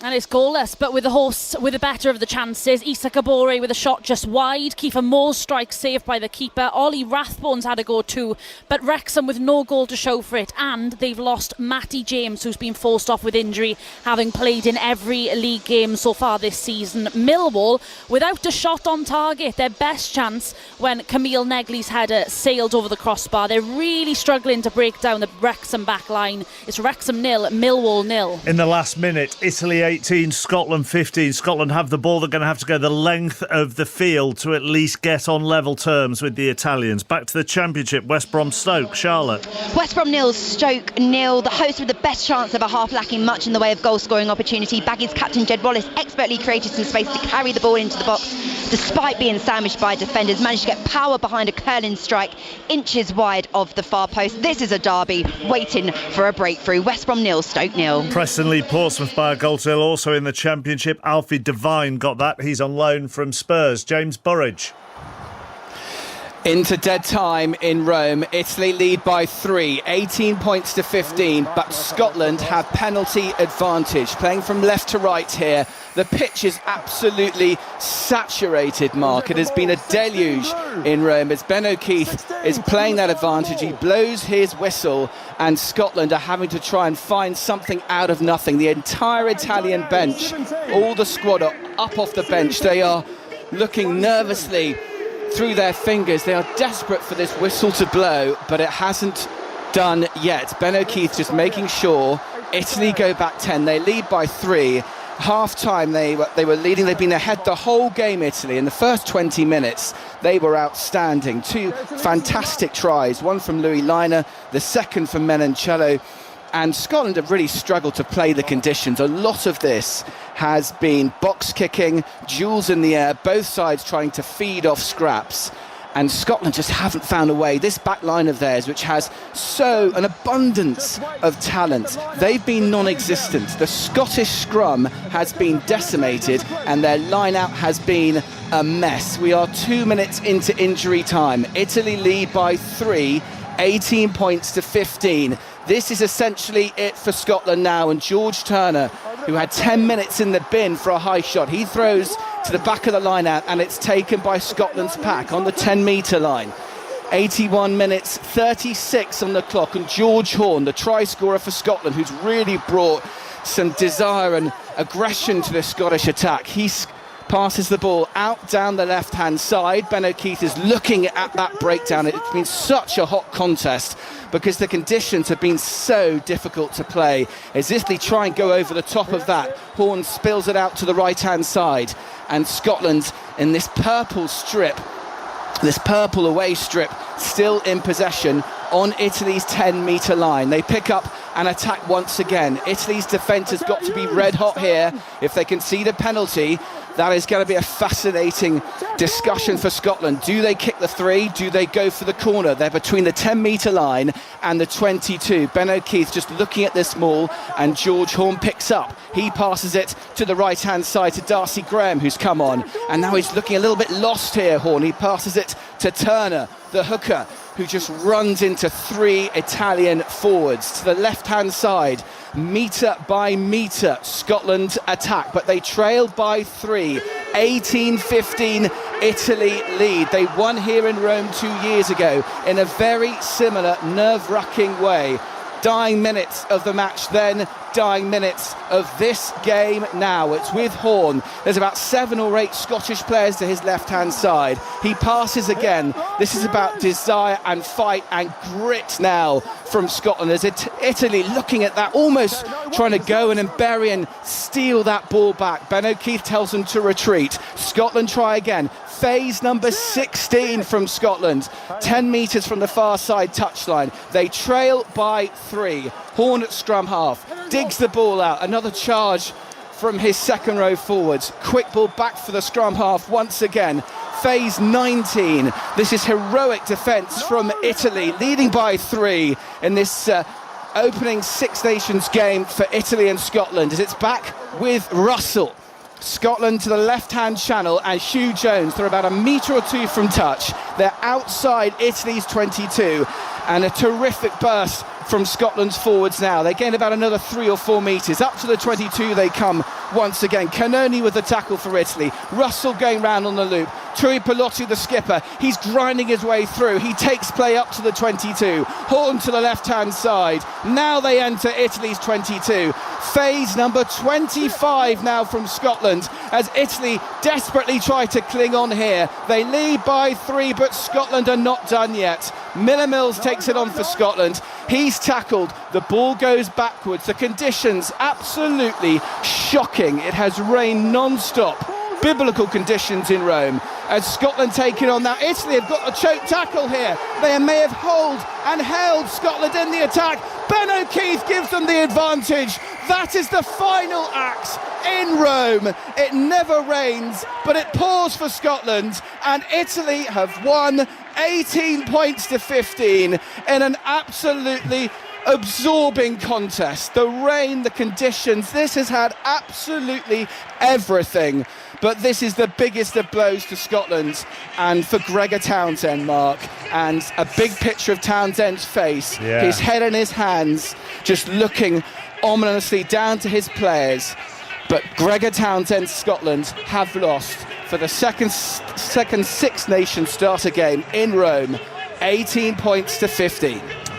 What a story. Reaction on BBC One still to come. England-Wales live from Twickenham here on 5 Live at the conclusion of Arsenal-Sunderland.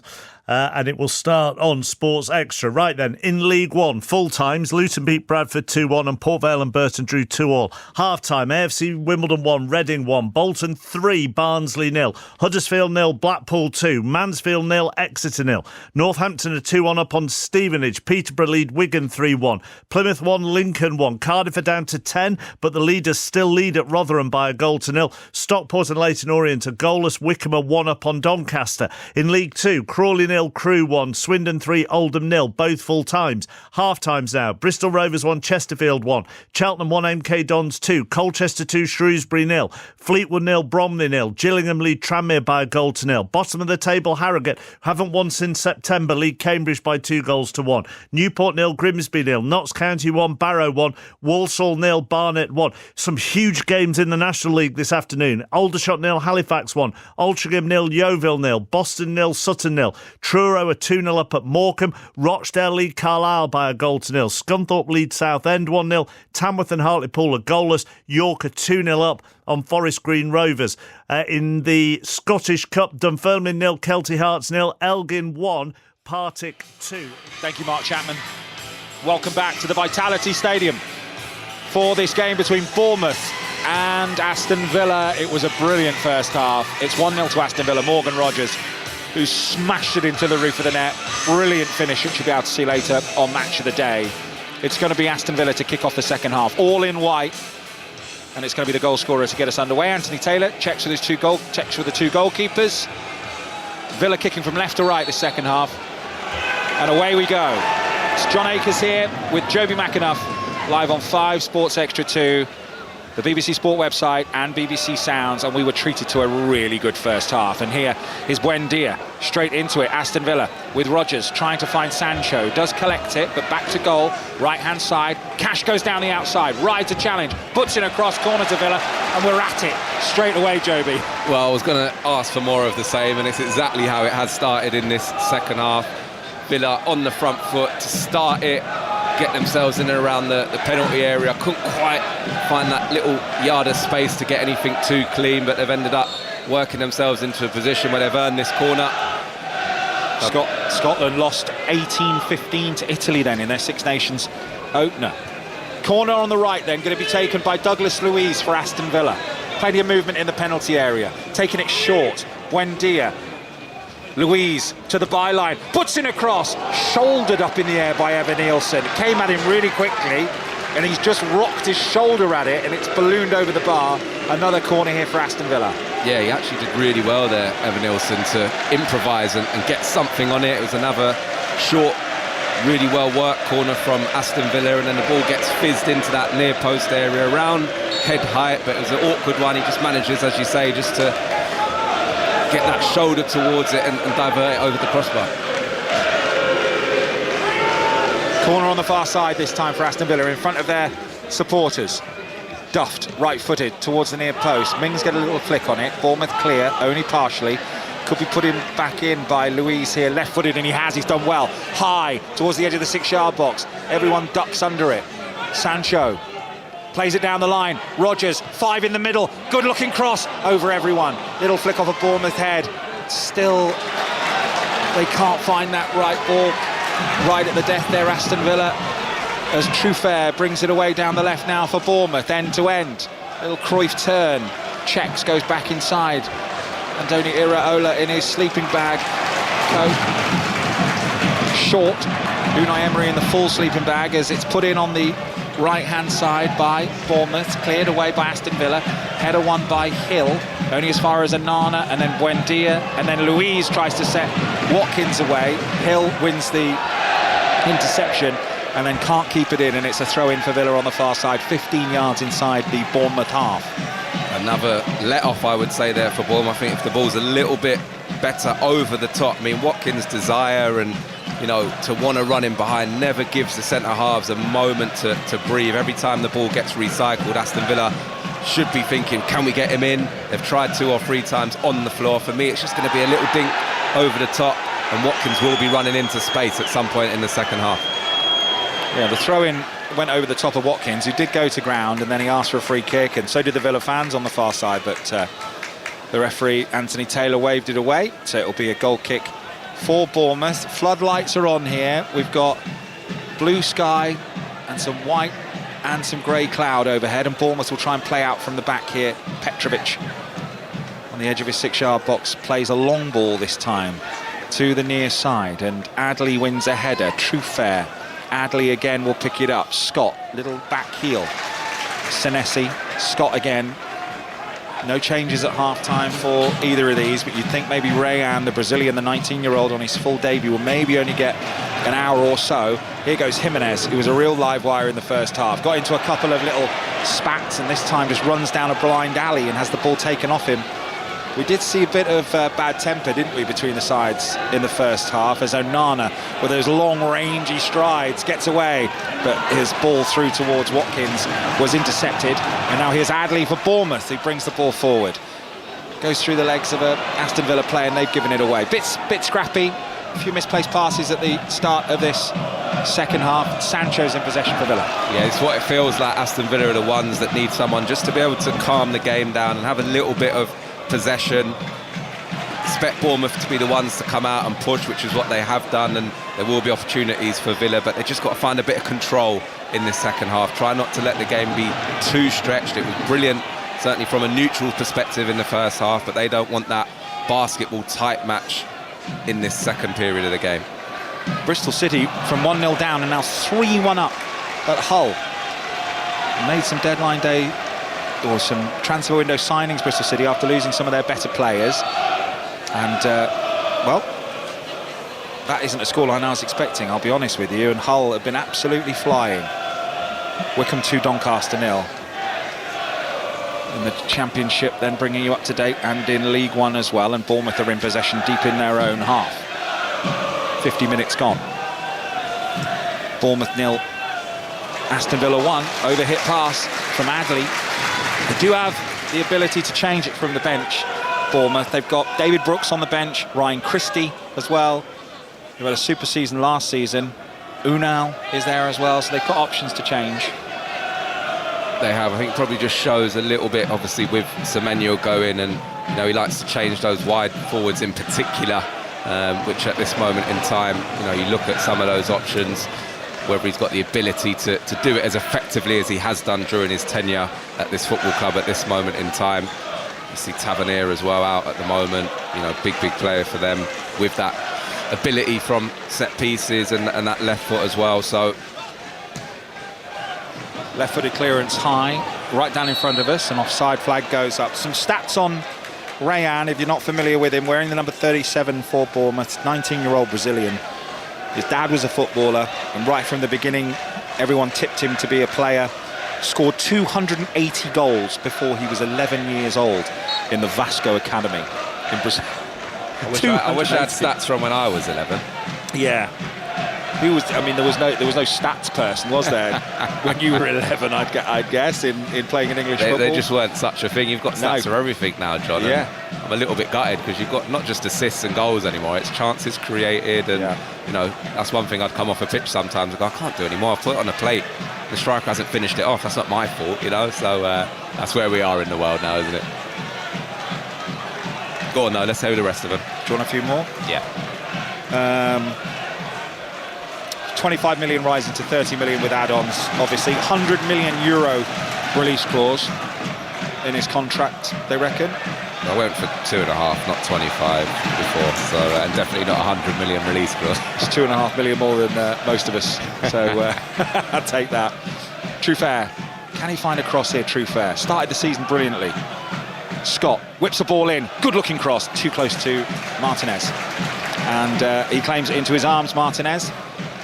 Bournemouth just lacking a few ideas in wide areas, don't seem to quite have that crisp passing of earlier on, Joby, in the game.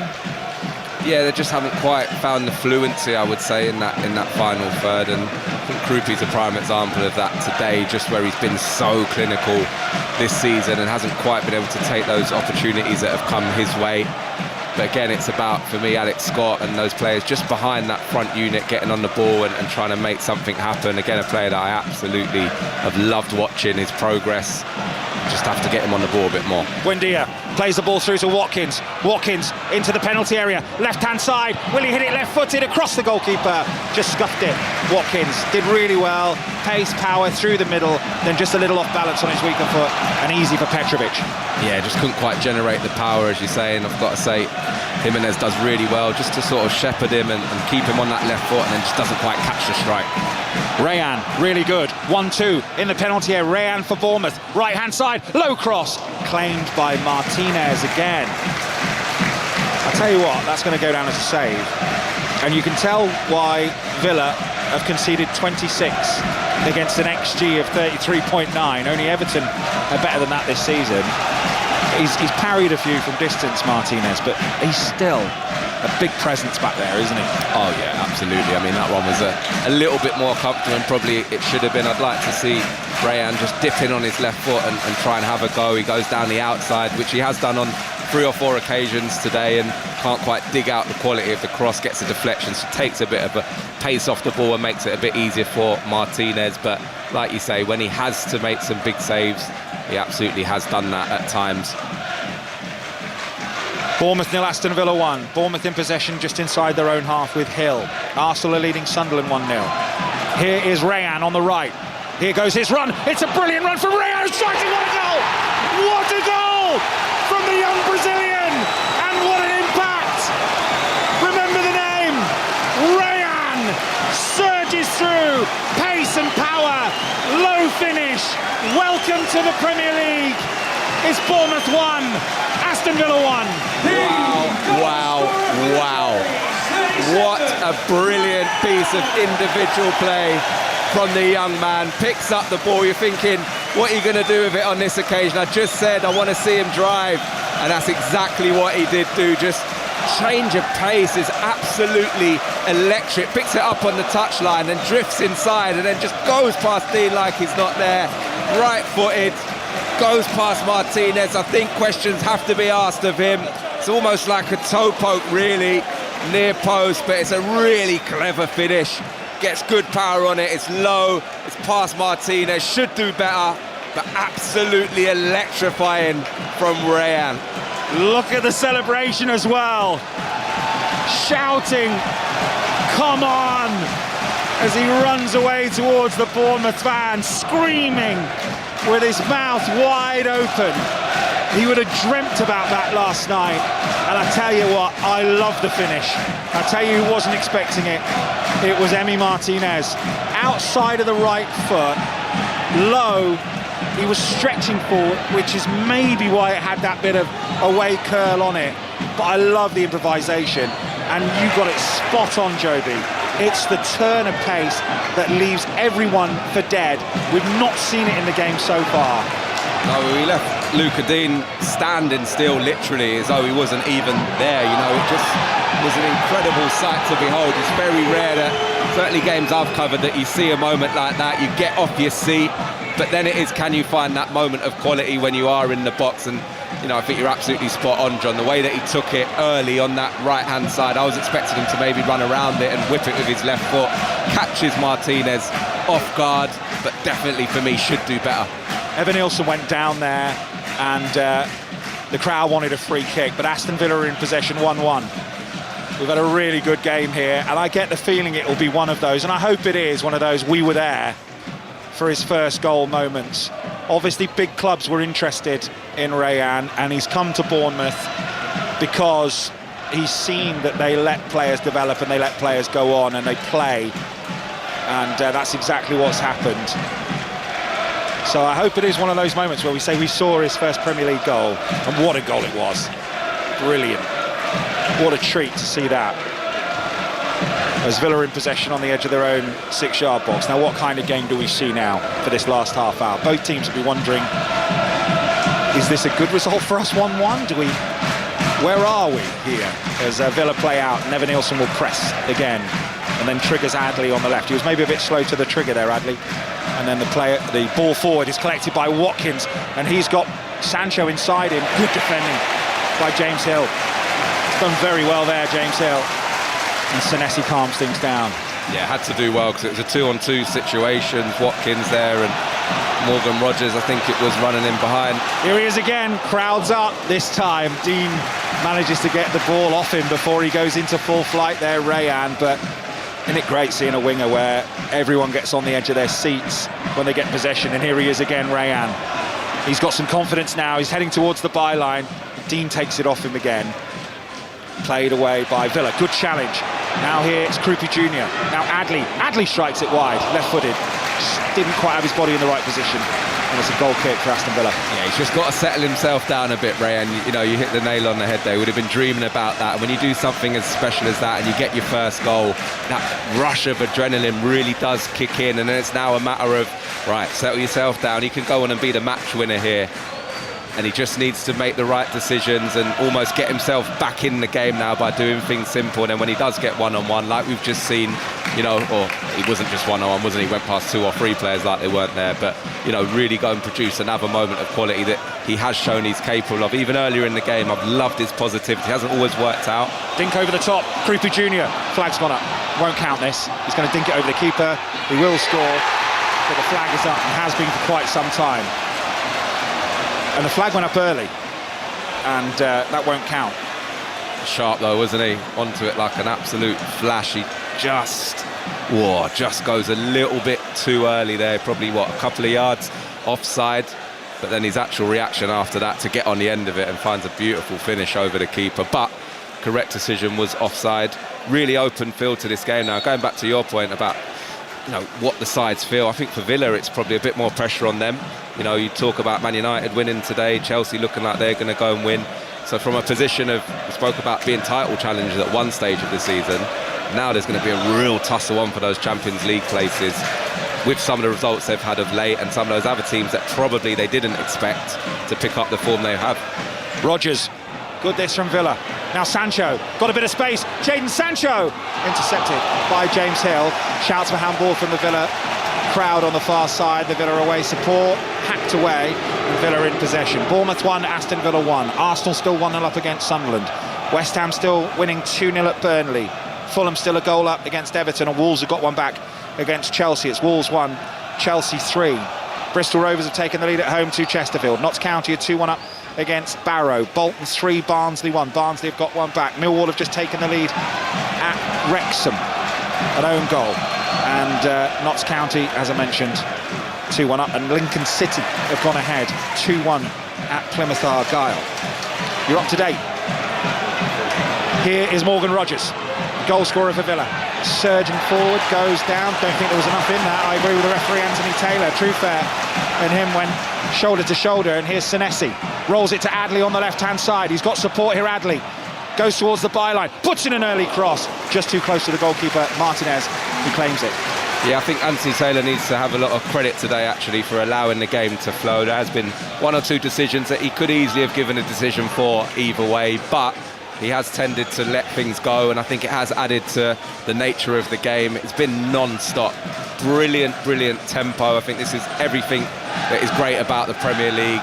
Open, attacking football, teams taking risks in forward areas, but also what they're leaving at the back end of the pitch, and it's been a brilliant spectacle so far. Banana slides in. Rodgers doesn't get there. Cook with a timely interception, given away by Bournemouth, trying to set Creepy Jr. on his way. Had a few opportunities in the first half. Rayan, of course, hit the crossbar with a looping header in the first half as well. Evan Nielsen missed a good chance for Bournemouth. And here are Aston Villa. You fancy they'll get another one, Aston Villa. They don't look the most secure at the back. And here's Rodgers. Rodgers inside.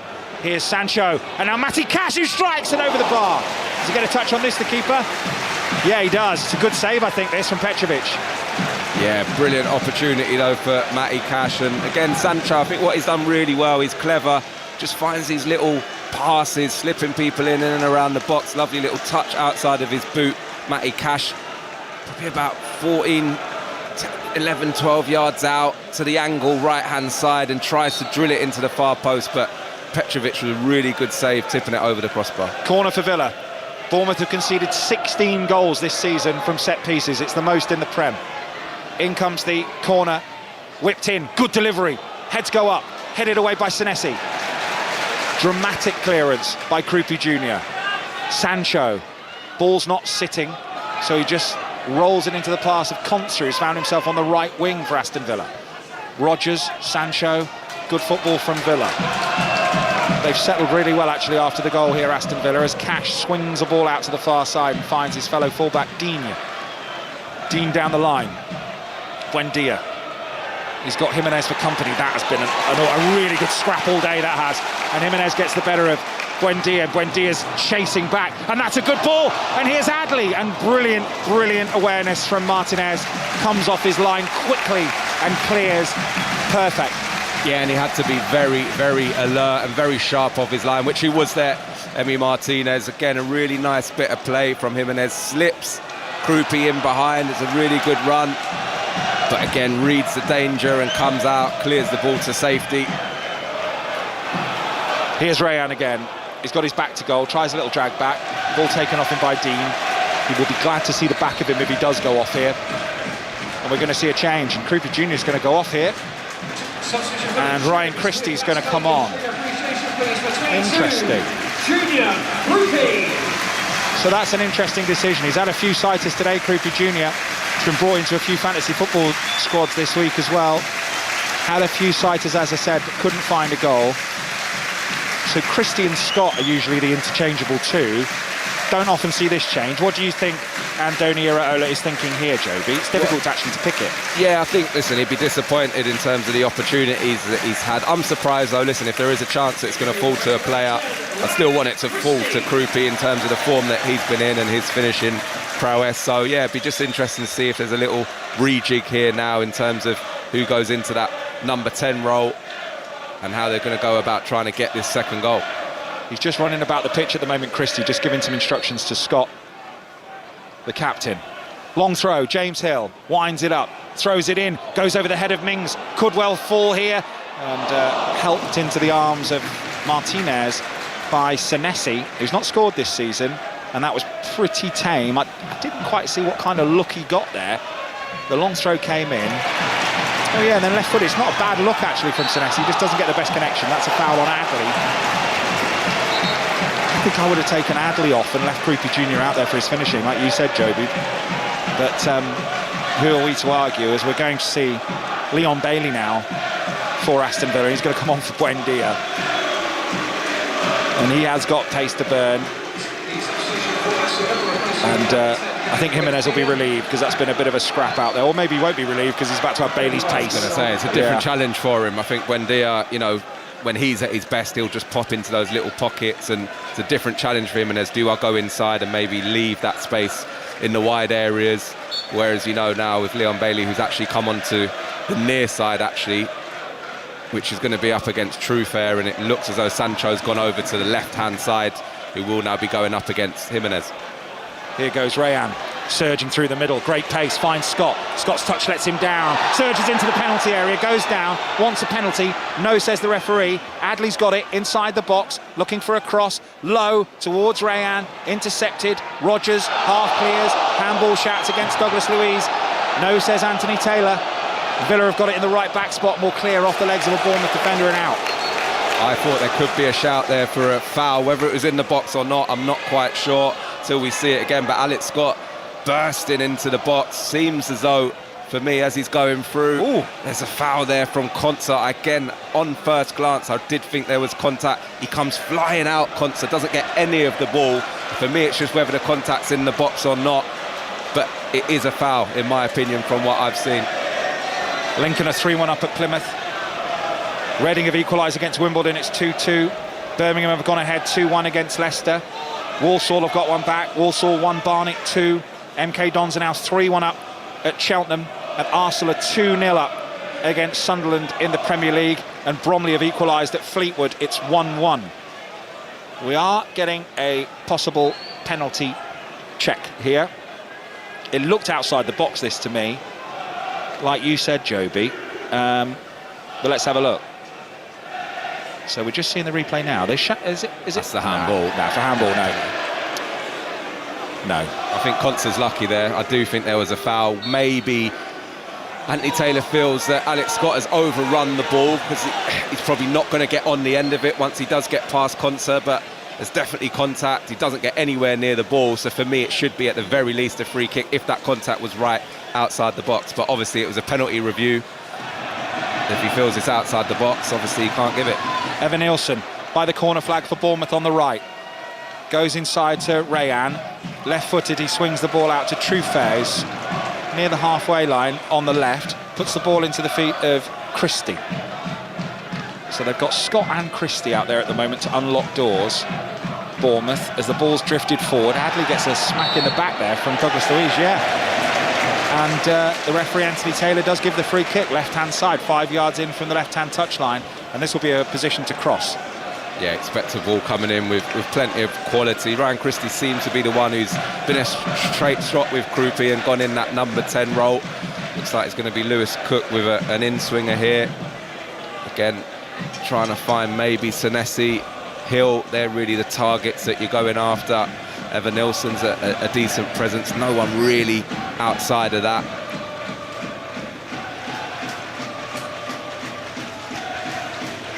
Free kick then for Bournemouth on the left-hand side. Looks like it's going to be a right-footed in-swinging cross. Left arm goes in the air. In it comes from Cook. Far post. Martinez goes up. Bounces towards goal and over the bar. I think it was a free kick in there, wasn't there? I think Martinez is fouled.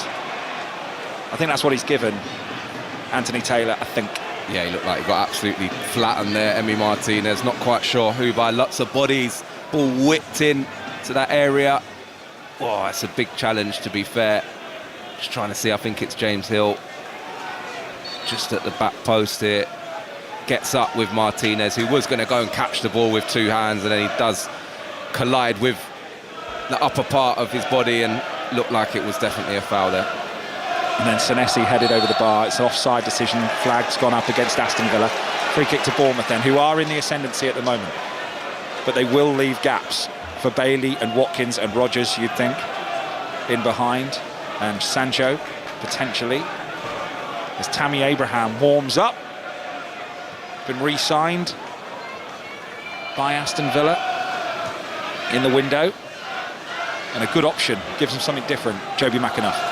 Yeah, really similar to, we spoke about Douglas Luiz coming in, and very much know what you're going to get with a Tammy Abraham. Again, someone who has been at the club before, and an area that definitely needed strengthening. I think longer term, is he the type of player to take you to the next level? In terms of Aston Villa, probably not. But for here and now and finishing the season, obviously Europe as well, lots of games coming up. And that, obviously, from their point of view, making sure they try and get into those Champions League places, are going to need that presence and hopefully the goals that may come from him. 19 minutes plus added time remaining. Bournemouth 1, Aston Villa 1.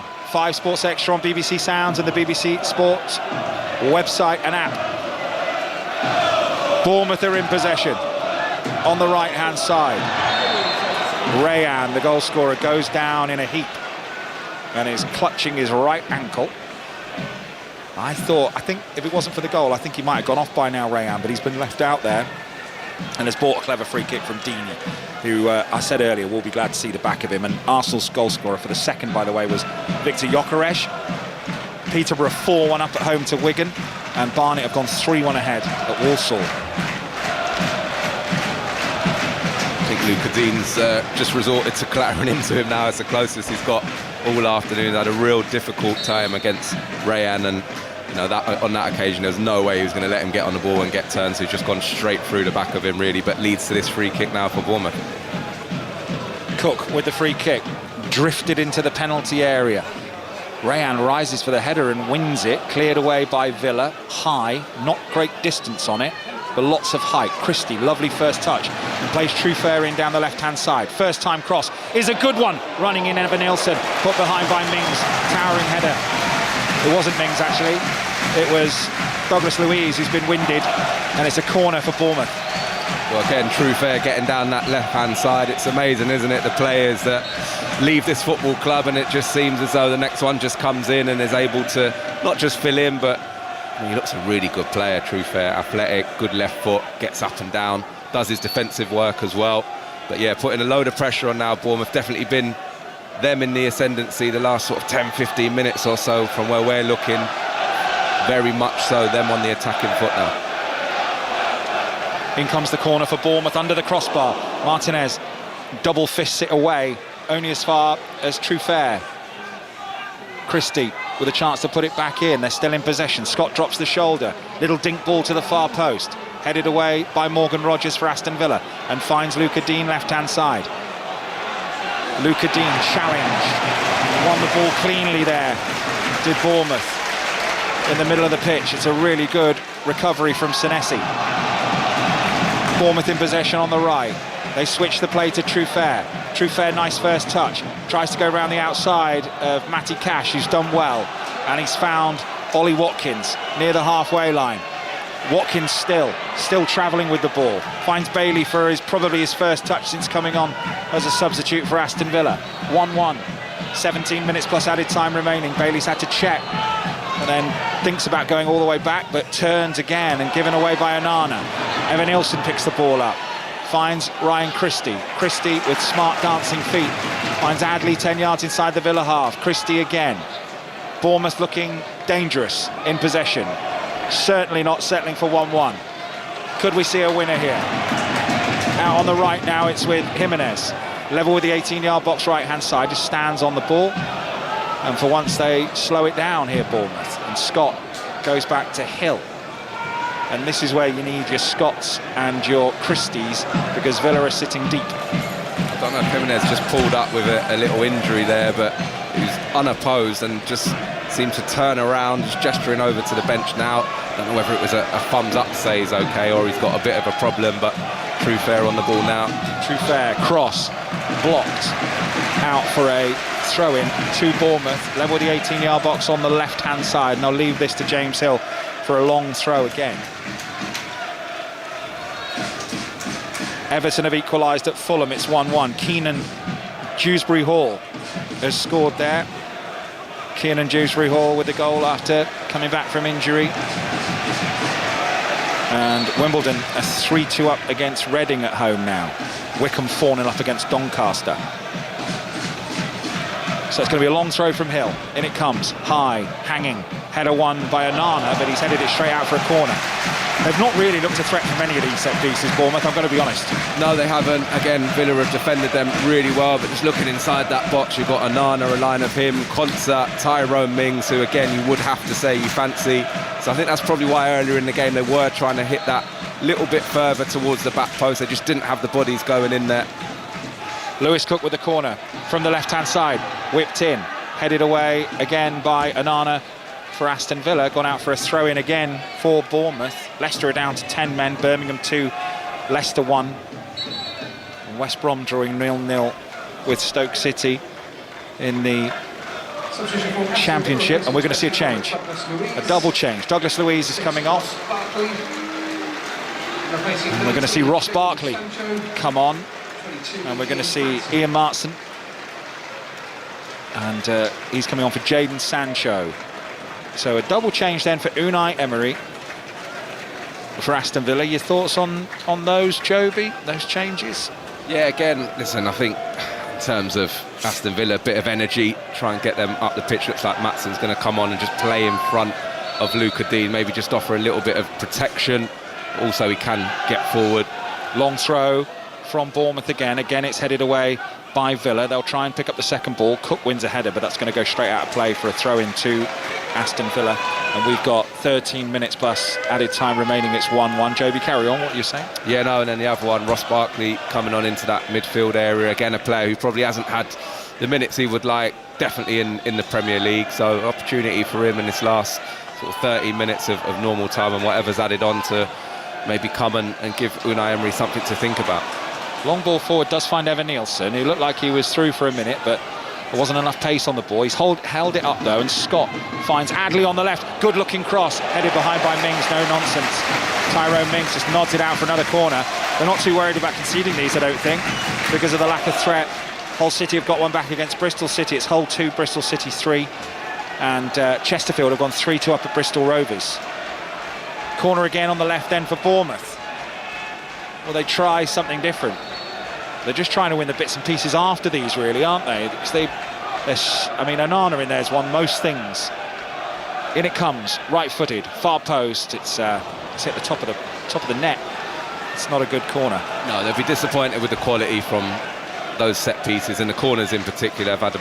Lost count how many they've had today, and they haven't really, like you say, threatened. They've got to either try and do something a little bit different, which they did in the first half, and end up getting a shot for Krupi off, or again, you know, just better quality when it comes in and try and pick them off. But anything in the centre of that 6-yard box, they're so dominant, Aston Villa. They're almost putting the ball in Bournemouth, not anticipating that they are going to win anything. There's a lack of belief in what they're doing from these set pieces.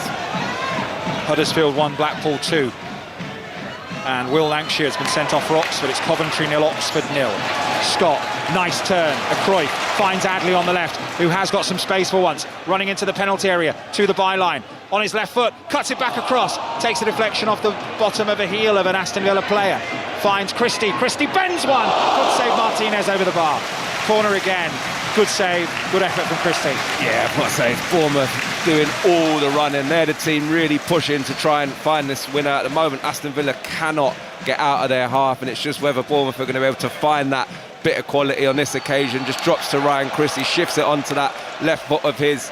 Always comfortable for Martinez, not quite in the top corner, sort of like left-hand side of the goal, but pretty high. Martinez has to make sure, tips it over the bar and does his job. And now another corner, but again, like we've seen from the last half a dozen or so, in this second half alone, they just haven't been able to find that quality in the ball coming in. That was their 17th shot, Bournemouth, of the game so far.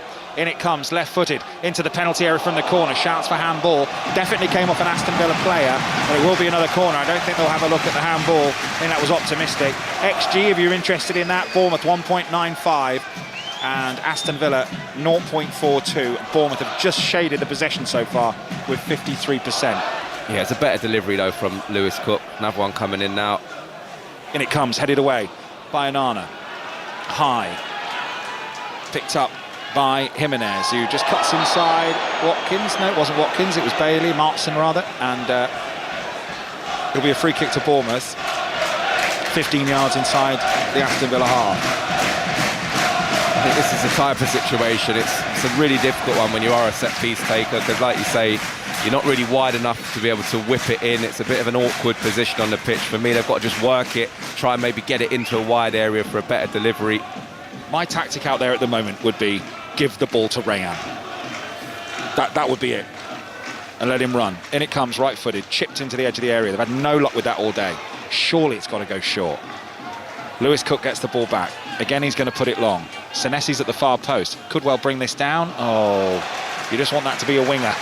You're just going to trap it. Truffaire's first touch has been brilliant. That first touch wasn't, and it's a goal kick for Aston Villa. Yeah, that was a prime example. You talk about get it down to Rayan, which is what they should do from that situation. Is get what they did in the first half. Get the ball down, spot it, and get playing quickly. They just, at this point in the game, just seem to be setting things up a little bit more, but they're getting no joy whatsoever. So for me, they've just got to get the ball back, ticking over. Can they get him into those 1v1 situations that we've seen he can be so dangerous in? Because realistically, Aston Villa have been so comfortable, haven't they, defending these set-piece situations, that they've offered no threat whatsoever, Bournemouth, from them.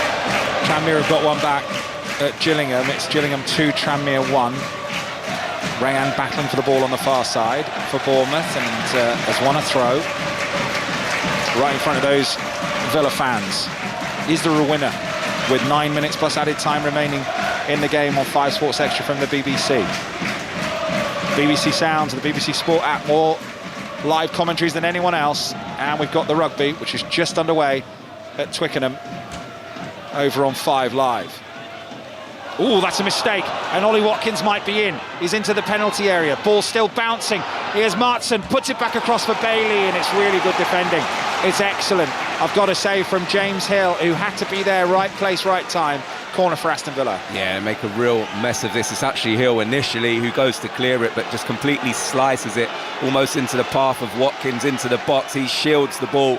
Matson down the left-hand side, just inside the box, trying to pick out Leon Bailey for a back pass. In comes a corner for Villa, brought down by Christie. Shouts for handball by the Villa fans on the first time. Anthony Taylor having none of it.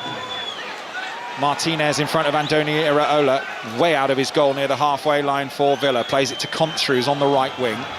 Now back to Morgan Rogers, who's right on the halfway line. That's a lovely ping to the far side to Digne. Villa, this is the best they've looked so far. Going to try one from distance off the legs of the defender.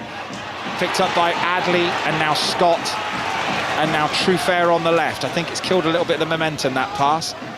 There's a ball fizzed into the feet of Christie. What a lovely turn from Christie. Left Conser for dead for a moment and chips it down the line to Adley. Him against Rogers. Good physical battle that, and a good test of pace. And Rogers has the pace and the power. And we'll just bring it away for Villa. That's just power and pace, and he's still going, Morgan Rogers. Alex Scott does really well to win it back, and lovely feet. Lovely little Cruyff flick. Christie. It's still such a good game, this. Scott. Inside to Lewis Cook, 1-1. Hill slows it down. There's going to be more moments in this match, you can feel it. 7 minutes plus added time remaining.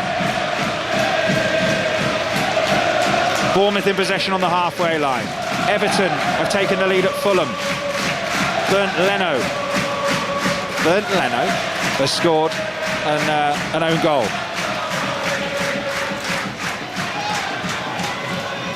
Bailey tries to whip a ball forward, trying to find Watkins. Scott picks it up, and Scott will find Jimenez on the right, who's okay after that signalling to the bench a little bit earlier on. Didn't need to go off. We're going to see a change. Tammy Abraham's going to come on for Aston Villa, and we're going to see Adam Smith come on for Bournemouth as well, nearing 250 appearances. Here's Christie. Christie can't this time take it round his man in midfield, Ross Barkley.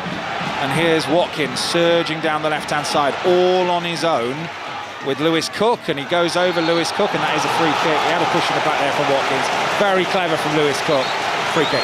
Yeah, using all of his experience there, Lewis Cook, going down a bit of a blind alley there, and, you know, nowhere really to go, and Ollie Watkins has got to be a little bit more patient, almost helps him out, little push in the back down by the corner flag, and of course no further invitation needed for Lewis Cook to go down and almost buy the free kick and just relieve a little bit of pressure. We've got some more substitutes coming on now, and it's been interesting not to see those two wide players from Bournemouth. We spoke about lack of options. Ben Doak injured, of course, at the moment, Cliver, so they've had to put a real shift in. So Dean's gone off, and on comes Bogard, and Ollie Watkins, like for like, is going to go off, and Tammy Abraham is going to come on, and we're going to see a change. Please don't be Rayan, please don't be Rayan. As a neutral, scored a brilliant goal on his full Premier League debut for Bournemouth, a 19-year-old Brazilian. Well, there's one board's gone up, so Adam Smith is going to come on for Jimenez, so he has got to go off, so maybe just feeling that little muscle or whatever it was a few moments ago. Adam Smith, with all his experience, comes on, and we are going to see David Brooks as well, and David Brooks is coming on for Rayan. But this will be some ovation. 37, Rayan. Being replaced by 7, David Brooks. Well, Rayan has gone off the pitch on the far side, so he's going to do a full walk around and milk all the applause from three sides of the ground, and why not, Joby? Absolutely deserves every last drop of applause that he's getting today. A real standout performance. Like, we came into the game hoping we're going to see something special, and he's definitely given us that moment, hasn't he? And, you know, the potential is absolutely there for everybody to see. So really, really impressed with what he's brought to the game today, and looks a real superstar in the making. I'm very reluctant at times when I haven't seen players consistently, but he's definitely got all the ingredients, the pace, the skill, the desire to go and get in behind people, but also the physical profile, which we know in the Premier League is so important to be able to go and compete. Yeah, you're going to want to see his goal on Match of the Day tonight as the ball goes forward. Is there a winner still in this game? Evan Nielsen. He's got the ball on the right, near the byline. Whips it back across. Christie volley! Save again by Martinez. It was right at him. Falls only as far as Brooks in the penalty area. On his left foot. Checks and goes back. Either side of Martinez, that was in from Christie. It was good technique. In from Smith. Away. Bournemouth still have it. Villa have gone to sleep here, and that's not the best ball from Brooks. And it's out of play for a Villa goal kick, and we've got 3 minutes plus added time. It's 1-1. Yeah, brilliant play from Evan Nielsen. Runs in behind, always so willing, and then he actually makes a brilliant decision, picks out Ryan Christie, who's arriving into the box, has to hit it first time, doesn't really catch it as sweetly as he likes, hits it into the ground, skips up off the surface, but another one who's had 2 or 3 today that are straight at Emi Martinez, and he just does well just to parry it to safety. But another opportunity for Bournemouth, and I've got to say, if there is going to be a late winner, I can only see it coming from them. They've been excellent in this second half, really have pinned Aston Villa back, limited them to very few excursions up the pitch. Been really dominant for this second 45 minutes. At the moment, if you're a Villa fan, you will definitely take the point. Here's Scott for Bournemouth. Villa have the ball with Barkley. Bailey on the right. They always do give you a chance, though, Bournemouth, and they'll try and win this right to the end. Scott's been excellent. He could get a big move in the summer.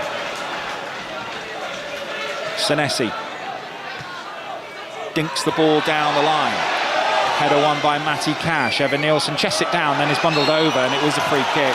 Ponsa says no chance, not a free kick.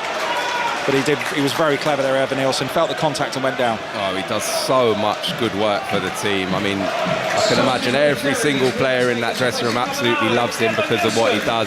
We're just speaking about him there. He's run himself into the ground today and about to be replaced now.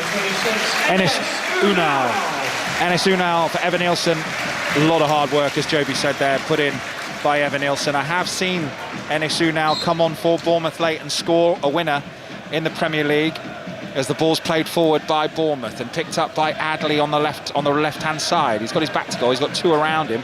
He finds a cross, it ricochets off Adley, and it is a goal kick for Aston Villa with 15 seconds of normal time remaining. It is 1-1. Bromley have taken the lead at Fleetwood. Cheltenham have got one back against MK Dons. It's Cheltenham 2, MK Dons 3, and Millwall have just gone 2-0 up at Wrexham. Josh Coburn has scored there for Millwall. Elsewhere in the Premier League, Arsenal still leading as Bailey picks it up on the right for Villa. He's got Hill with him, who got the assist for that Rayan goal. The ball's gone out of play, and yeah, Bailey has had a bit of a shocker there. That was a throw-in for Bournemouth. He was right in front of us here, and he did get the last touch, and Truefair will have the throw. Yeah, no, he just got out-muscled there, and I think he was expecting a free kick, but definitely wasn't anything there at all. James Hill has been really good today, actually, at the heart of that defence. Again, for a team that don't have what I would say many real dominant physical figures in the team, he certainly has won his battles at times today. Villa play the ball forward. Barkley's picked it up 30 yards from goal on his right foot. He's got Bailey on the outside of him, but checks back on his left. Now Onana. Villa with a rare bit of sustained possession right at the end of this game. 4 minutes of added time. We've just about had one of them. Cash, Onana surging forward towards the edge of the D. Still got it. On the outside is Bogard. Now Rodgers, the goal scorer for Villa, 25 yards from goal in the middle. Little back heel, Onana again. This is good from Villa. Intercepted by Christie. But Onana gets the ball back. They've got plenty forward here, Villa. This has come from nowhere, this attack, really. Onana, Rodgers. Rodgers thinks about a shot. Decides against it. Patient build-up from Aston Villa. Bogard again. On his left foot, rolls it out to the left-hand side. Can they find something at the end here? Aston Villa, can they find a winner? Morgan Rodgers, it doesn't find him. Scott brings the ball away, and Bournemouth for once have got a little bit of space. Adley on the left, done so much running. Truefair's gone on the overlap, finds Truefair. Two in the middle to aim for. Truefair challenged, needed to keep the ball for his team there, Truefair. I think that was maybe just a bit of tiredness creeping in, and Aston Villa have possession. Yeah, it's understandable. I mean, what the Bournemouth players have put into this match in terms of the amount of running, and not just running, the intensity that they run at is absolutely incredible. Adley again, low cross, deflected, diving header clear, only as far as Christie. Christie strikes it, deflected, wide corner for Bournemouth.